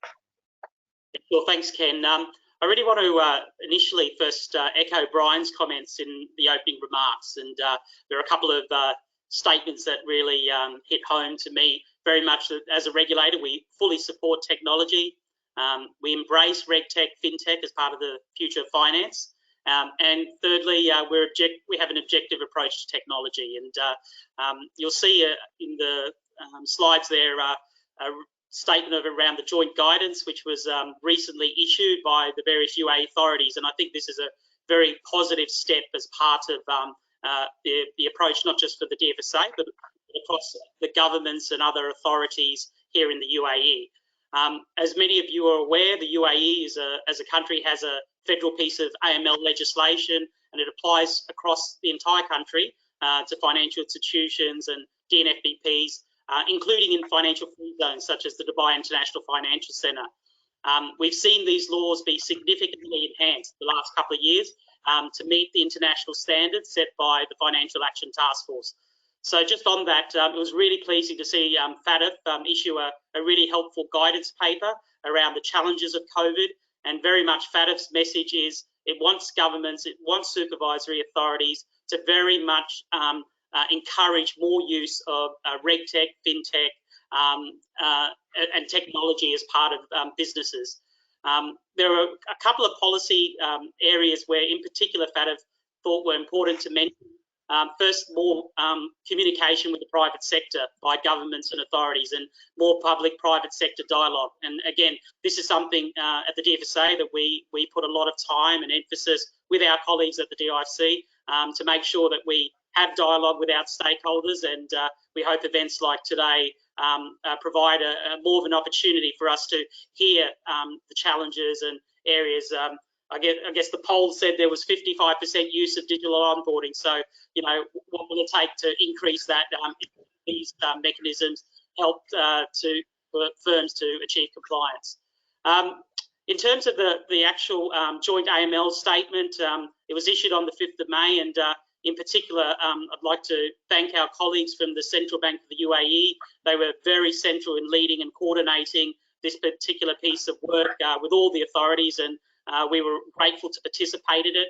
And we actually believe that this hopefully will be the first of other sorts of joint guidance that we can issue collectively that will help provide more guidance and obviously assist our financial institutions and DNFBPs in meeting their obligations. And that was a message that Brian also echoed, that ultimately as a regulator, all we're focused on is really outcomes. We just want to ensure that our institutions are complying, and we understand that there's more than one way or one road that you can adopt to do that. And clearly FATF is also in line with that. More adoption of alternate and non-traditional means to meet obligations is very much being endorsed. So I'll leave it at that, and then over to you, Ken. Okay, excellent. And I think it's very helpful to reiterate the point you made, which is very good about the engagement between regulators and the industry. Brian mentioned we're not against innovation. We very much support it. We just have to do it in the right way, and the only way we really understand what that right way is and how it can work is through the engagement, which is helpful then to have Michael on the panel with us today to give a few minutes of his thoughts from the private side, his perspective on digital onboarding. Sure, thanks, Ken. Thank you. I mean, I think that this whole issue of kind of digital onboarding, you know, if we were to turn a microscope on it, I mean, it could take a week in terms of having a conference. You know, it is a challenge, but it also is an opportunity for us as financial institutions. You know, looking at ways in which, you know, I think that traditional drivers have been, as many of the speakers have mentioned before, kind of user experience, you know, from a financial institution perspective, capturing market share, but, you know, and also, you know, increasing the quality of the CDD. But obviously these times and this COVID-19 situation has kind of really spurred that on. I mean, right now, I think it was, you know, a luxury and something that you wanted to, as a financial institution, kind of embark upon, because it's such a huge journey. But now with, you know, branches being closed, customers being unable to be contacted, it has taken on a new kind of urgency and relevance. And, you know, for us as Emirates NBD, I mean, we have started this kind of digitalization journey, and not because of COVID, but you know, because of those other traditional drivers. But there are a lot of challenges to it. And if you look at kind of customer onboarding, it is just kind of one of many kind of cycles. You know, whether it starts with the kind of the risk assessment of a customer that will then drive and determine how you have to do your CDD. Then you want to be reassessing, you know, the quality of the data that you have, because then that allows you to kind of do your ongoing, you know, enhanced due diligence and those type of things. I think definitely here within the UAE, we're lucky to be able to leverage off, you know, things like the Emirates ID cards and you know, the ability to kind of have access to greater information. I mean, that's the name of the game, is access to information. access to high quality information, how it is that you can record and retain it, and then how do you use that information? Because whether it's digitalization on an ID front, or whether it's kind of you wanted to adopt kind of more behavioral analysis as to what are your risky customers, how does that risk change through the life cycle of a customer as well? They're all kind of obviously interlocking and relevant pieces, and anywhere that we can try to leverage a digital channel, a verification direct from the source of the information, an API from a licensing authority, the push obviously now for public registers and being able to ingest that information. And then in support of that, obviously, all the third-party vendors that are available that can actually help you. And that for a financial institution and as a compliance kind of expert as well, you don't necessarily understand all the strengths and weaknesses of the various vendors. And so you have to actually get into the nuts and bolts of it. I'll try to cut it short, and hopefully there'll be other questions for me. But I think the first thing is actually taking a stock take. I mean, it's with all the vendors, you'll never be able to kind of just pull one off the shelf. You'll have to be able to automate it. So you need to understand, where are the things that you want to enhance? Whether it's specifically on the C2D element, is it about the verification of the documents? Is it about how you be able to store and analyze information? It's something as simple as, do you have a system that can track where the expiry dates are, or are you having to manually do that? So all those types of things are a challenge. And as you interface with either it's the vendors or the providers of this information, there's always a bit of a deciphering element. I mean, you're speaking to kind of technical experts, data scientists, and they have all the websites, but you're looking at it from a compliance perspective, and to be able to kind of, decipher and work out where it is that you need to be, and then that needs to be converted back to the business as well. So, it's challenging, but there's obviously a lot of opportunities as well. Okay, let me just give you one question on that, Mike, and I'll make this to the audience too. If you have questions, please feel free to send them in. Let us know to which of the speakers that you want us to put the question, and I'll put that out to them. So you are welcome to ask the questions. We want to make this interactive with the audience. Mike, one thing I want to ask you quickly, and I'll switch back to Salman on the KYC.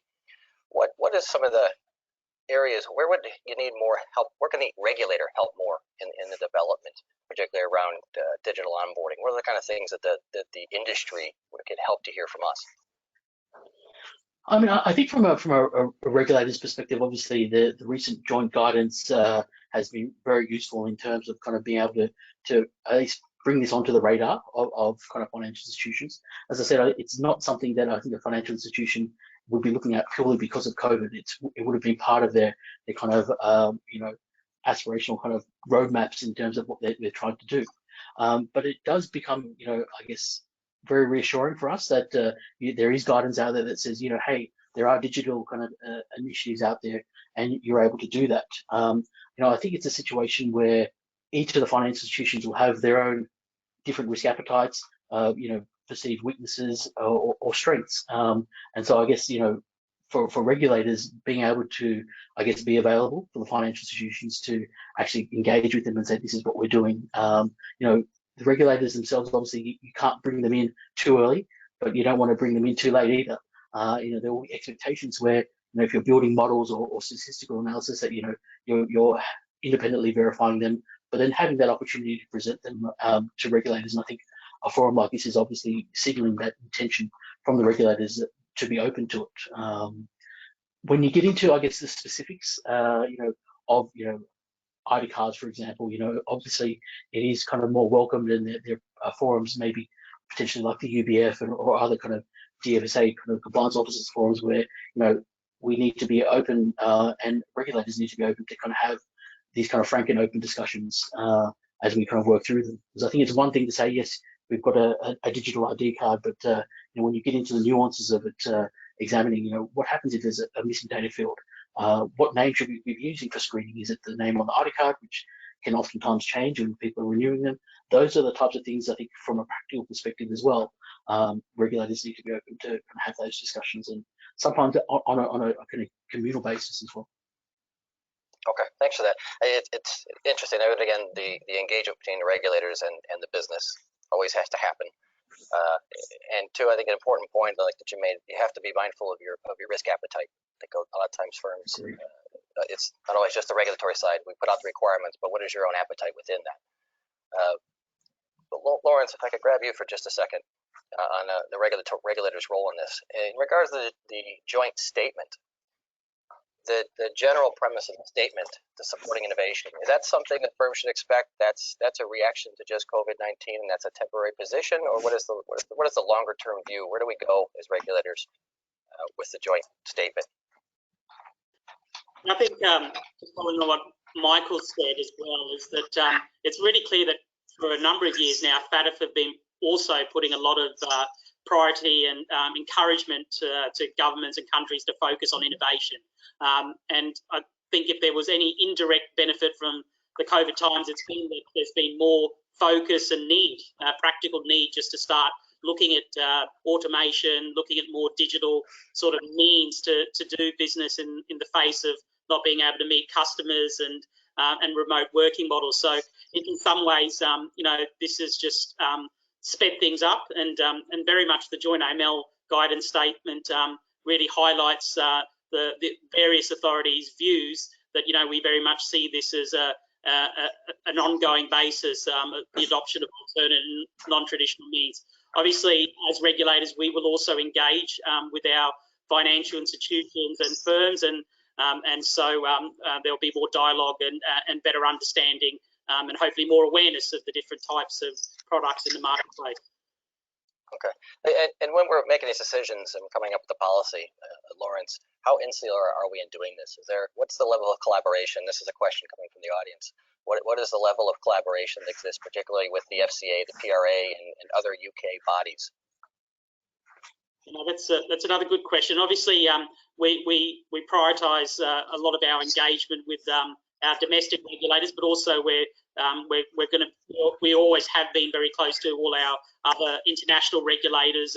Obviously, Ken, you're aware through the fintech work and that we collaborate and liaise with a lot of other authorities based in the UK, Singapore, and other jurisdictions which are, you know, leading very much in this space as well. And so, look, yes, we will look to leverage off all our networks, whether they're domestic or international, to see whether we can create more consistency. And I think that's really the key issue that we hear from our institutions, is that they're looking for more consistency even amongst the regulators, just in terms of their approach and views on things. And so the more we can engage with other regulators, and the more that we can be on the same page. Okay, great. There is now quite a stream of questions coming in for everyone. There's quite a few on EKYC. So I'm going to go back to Salman for a moment, because you wanted to add on to some of your comments and talk a little bit more deeply about the program and Norblock in particular. So go ahead. Yeah, I want to pull Asianax and Norblock back into the conversation on to provide a little bit of context on where this is heading and what the enablers are. So I talked earlier about you know, the development of our capabilities from traditional to kind of fintech to kind of the digitization, and I think our agenda now collectively is to drive the future of finance from here, from the DIFC, from Dubai, for the region. Now, naturally, given the demographic makeup of the markets that our clients serve, i.e. Middle East, Africa, South Asia, there is tremendous opportunity. Part of that is, in trying to do that, we've spoken to, including Norblock, obviously, leading companies in the world on what it would take to drive this kind of economic growth in the innovation space. And one of the key things, obviously, was to enable at scale not just a faster, but a better onboarding process. And so with that context, I think the journey with Norblock has been a good one. What I want to do is, without repeating some of the details of Asianax's conversation, I think it's worth talking through a little bit about kind of the journey quickly and how it's evolved. Now, Asianax, can you hear me okay? Yes, Salman. Super. So you did a really nice job of obviously outlining how the solution works. I guess my first question, maybe for the benefit of the audience, is maybe a little bit of context as to how it happened, and what was it about the environment, maybe in the DIFC, that enabled you to kind of set the business up. And once we get through that, I'm keen on talking about what's next, particularly when it comes to scale. Mm-hmm. Of course. So actually, we, as we mentioned before, we joined the first class of FinTech Hive back in 2017. And by doing so, we were exposed to all major institutions, financial institutions in UAE, some of them global institutions as well, such as Citi, Standard Chartered, HSBC, but also Dfsa. Actually, anecdotally, I can tell you that part of the functionalities we have were designed according to guidance from Dfsa during the meetings that we had. So what we saw, and that's what we're focusing on right now, when we talk about onboarding, it's not just onboarding on Dfsa, it's not just onboarding on a bank. If you want to start a company somewhere, you want to onboard all these different parts. You want to go through this journey, which the entirety of it is called onboarding. So when we're discussing with Dfsa, the key thing that we saw there is that there's a lot of potential for someone to essentially register digitally in Dfsa, but then immediately open a bank account, which is the logical next step for someone to start operating, and to do this in a seamless fashion. And this is where our platform Feedus created a lot of value, and it's currently implemented. The aspiration now, going wider, if you look at this, it's actually for a UAE ecosystem.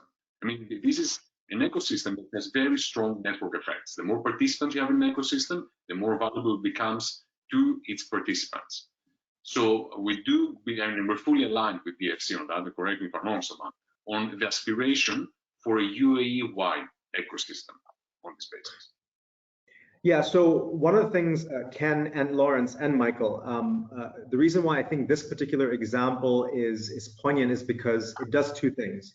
One is it brings together in a perfect way the concept of client and market feedback into the, with the regulator and the authority in a way that makes sense. The other thing that I think is really important is Brian and Lawrence have talked about the importance of connectivity with UAE and Dubai institutions, whether it's the UAE Central Bank or others. And I think this context is very important because the aspiration is to really move to scale. One of the things I am allowed to say is that we are in the process. I can't reveal details. We're in the process of talking with several UAE entities to talk about a significant scaling up of this platform. And I think when you get that, you will get a situation where it's not just about shaving a few seconds off of an onboarding cycle. It's something much more. It's value additive, it's better, and it's value additive for all the participants. Asenax, you want to just outline a little bit of a couple of features that we have discussed in terms of the scaling, maybe? Yes, so actually in terms of the scaling, apart from the different, we've started with Dfsa and Maastricht, but clearly there are other organizations that basically are onshore. There are other free zones, there are onshore entities, there are other banks, there are other governmental entities. The moment as a customer, I can have a view of where my data sits across these banks and licensing authorities, and I can share data between them, but also with other obliged entities or even my trade partners, my business partners, suppliers. Everything essentially becomes seamless. And there's one, which is something very important for the regulators actually on this panel, there is one version of truth, and there's an auditable way of how we derived and how we came to that one version of truth. And I think these are really powerful in an ecosystem that we want it to be compliant, but also business friendly. And these two things, what we found out from Norblock is that they go hand in hand. When people think that compliance is actually a pain, and it stifles the customer experience, that's not actually how it should be. I think there are many ways that you can actually put the two together and they can work concurrently and hand in hand. And that's what we're trying to do with what we built. Yeah. There's a question from the audience I think fits in with that for Lawrence. Can regulators help by providing credibility assessments for documents used in ID and verification in different country institutions to support a consistent standard across countries?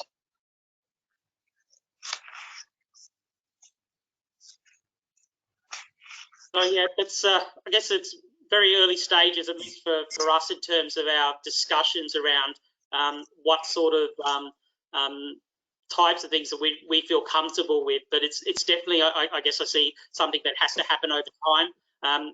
The more that we're exposed as authorities to what processes are happening, then it's easier.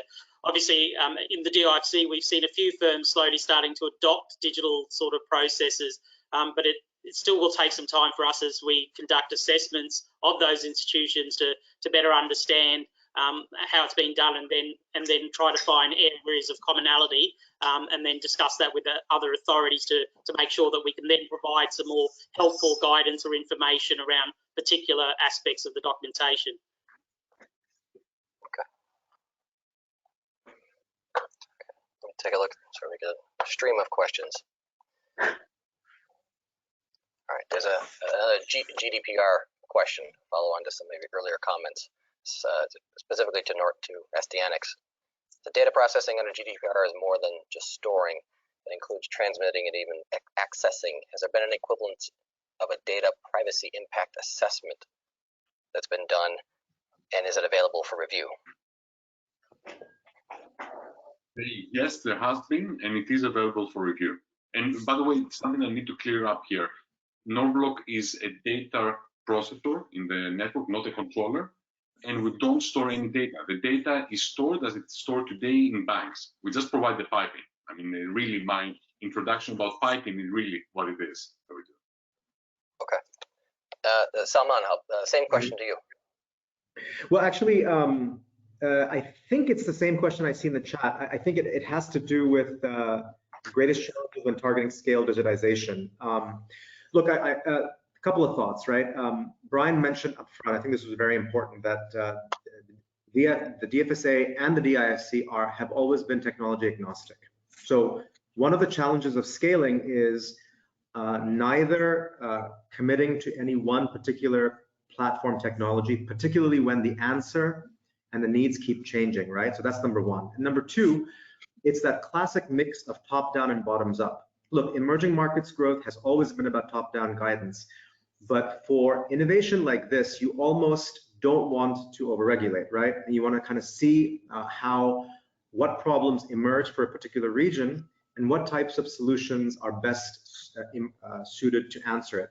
So in that situation, the balance is not to overcommit to any one particular technology or way of answering the problems. And I think the eKYC platform that's envisioned, right? The ultimate answer may be some kind of UAE-wide or regional standard, right? A standard, but it's not a given as to what underlying technology will be there. But I think the competition for ideas is really, really important. So the short answer to this question is I think to be flexible, to continue to talk to people who know what they're talking about, i.e. our entrepreneurs, our clients, and to keep that dialogue open. Okay. All right. Let's see. We have a few minutes left, so let me try and get through a couple others. There is one question that we can open this up across the panel, but I think probably Michael give a stab at this one first. KYC is only a part of CDD. How does the panel see the blend of digital and broader CDD? Is it the Norblock model? I might start and potentially give my views on it. I think that there are going to be various models, various digital solutions, and we've had presenters kind of present on that, and it will be up to financial institutions to kind of find the right model, whether it's a kind of a hybrid between what they currently have internally and how they can leverage maybe some of the solutions and they get built into the back end of their current solutions. I mean, but when we're talking about kind of CDD, it isn't just a passport, it isn't just an ID card. The CDD is all about information, and your ability to try and kind of access that information, potentially with the less interaction from the customers or on a consent regime, being able to leverage things like APIs to licensing authorities, entities that may have to kind of register VAT returns or lodge economic substance reviews. I mean, as a financial institution, that's information for me. And if I'm able to kind of access that either directly or otherwise, that does build my kind of my CDD on the customer. It then feeds on to my kind of ongoing risk assessment. The more information that I have, and the weightage up. I mean, I think it's important to say kind of, obviously there are core components within CDD, things like the identification documents and those type of things. But then there are other things. You're looking at kind of the area of source of wealth. You can try to leverage, other means, whether it's a VAT return or potentially kind of public information that the company has on its website. I mean, it builds on the weight of evidence. You wouldn't say that, singly, checking on a company's website would give you the 100% answer to what a customer's source of wealth is. But as you start to build that picture, and then the more you can automate it, the more we can kind of get this information, as I said, directly from the source. That does build into a stronger kind of CDD kind of picture of your customer. And then you need to have a lifecycle management system, or a kind of an area where your CDD is going to be not just stored away as a photocopy, but is actually kind of, because it's been digitalized, that you're able to kind of run searches. You're able to kind of see which customers you have in which segments, and that will then help inform your risk appetite as well. So it's all interconnected, and you've got these little components which you might be able to get from one vendor, other vendors. You might do it in-house, but it all starts to kind of build this ecosystem, which is risk assessment. Are you determining the right level of CDD that you need to do? I mean, the joint guidance is very clear on that, and we all know that, for the risk-based approach, we do more for the high risk and less for, those who are low risk. But if you don't have your kind of risk assessment calibrated correctly, which you need the customer information on to do, you're never going to get there. So I think it is definitely not just a matter of kind of the threshold you need to meet at onboarding a customer, but the complete life cycle of the customer. I'm not sure if that answers the question. I was just going to add that obviously the KYC part and some of the digital solutions will clearly help financial institutions allocate resources to the other parts of the CDD process. So obviously if there are efficiencies that can be done there, then institutions can really focus on where the key other money laundering risks and terrorist financing risks are. And so, and that's very critical. And all the results and surveys tell us that if less time can be spent on that KYC and still getting the right output, then other parts of the money laundering risks can be focused on by institutions. If I could just add one comment before giving maybe Asanak the last word on this, as our only technologist on the panelist. To me, again, the holy grail in this area is to continue to introduce more intelligence into this process. So it's not just about making it digital, which is a necessary condition, I think, absolutely, bar none. I think the key is to start to see both in the KYC, the AML process, a lot more intelligence. And once you start to do that, I mean, you see it today, obviously. You see it today with Onfido in optical character recognition. You see it with our friends at Norblock as well. But to me, that, the introduction and the augmentation of machine learning into this process, to me, is really very, very exciting. Alex, Salman put you on the spot for that. Do you want to have a last word on this one? So basically, just some few words for me. So there is not a Norblock model. I mean, we heard from different vendors today, including ourselves, that basically all the solutions that we saw can work together.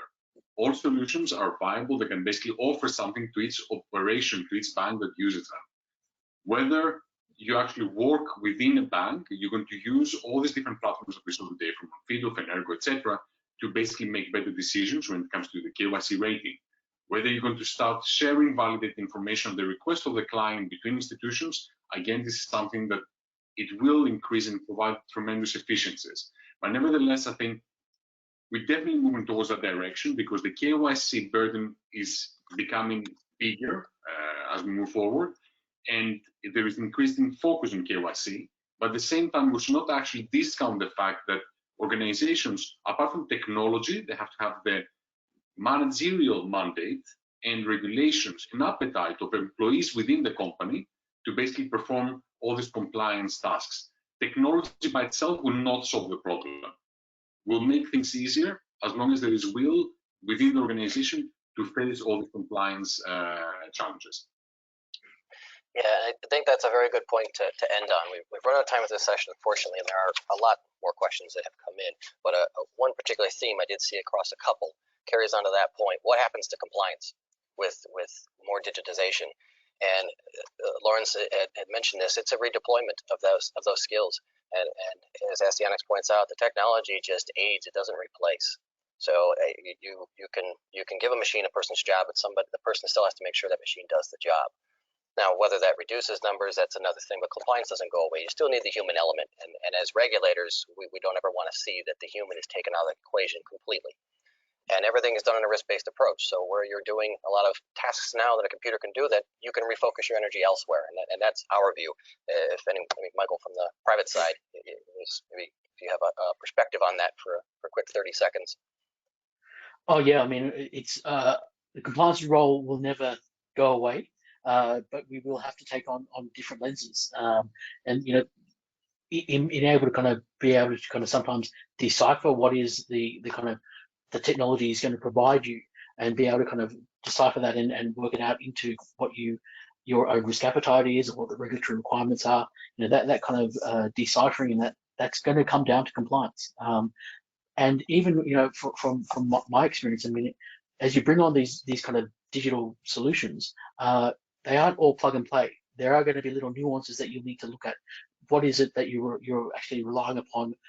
You know, for example, when you get the Emirates ID card, it isn't just merely to verify the individual, but there's all these subsets of the data that you're using that you may use for your payment screening or transaction monitoring, sanction screening. And then you have to actually then work out, well, how reliable is that? Is it retrievable in the current kind of format? Yeah, it just kind of changes the lens, I think, of what compliance needs to do. I mean, in essence, we're in-house regulators, and so the same things that will concern you, you know, as compliance practitioners, they keep us up at night as well.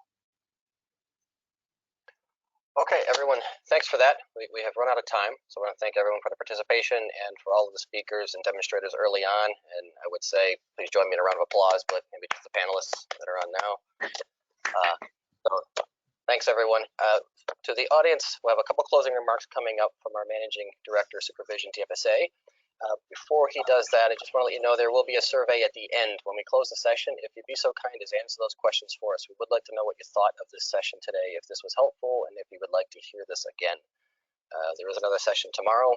Get questions after that one as well. Please let us know your thoughts. Now, we'll just invite in Justin Baldacano, our Managing Director for Supervision, to give a couple of final thoughts on the day. Thank you, Ken. Thanks everyone for joining. I think that was a fantastic day with some amazing RegTech firms. So I'd like to thank everyone who spoke today, and thanks for making the time.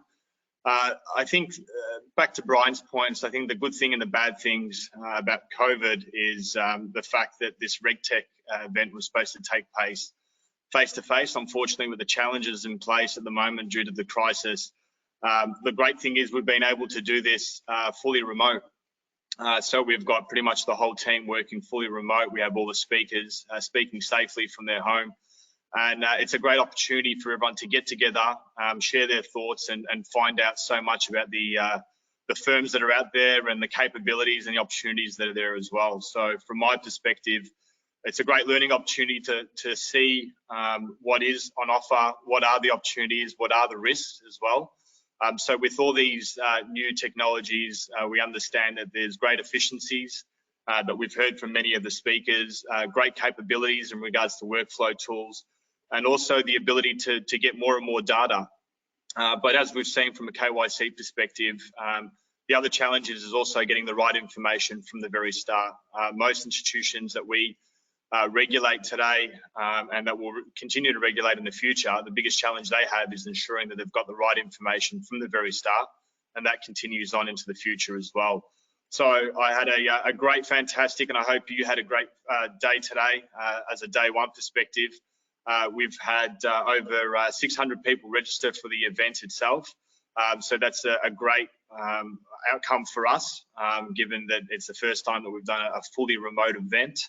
And we'll continue to do this into the future.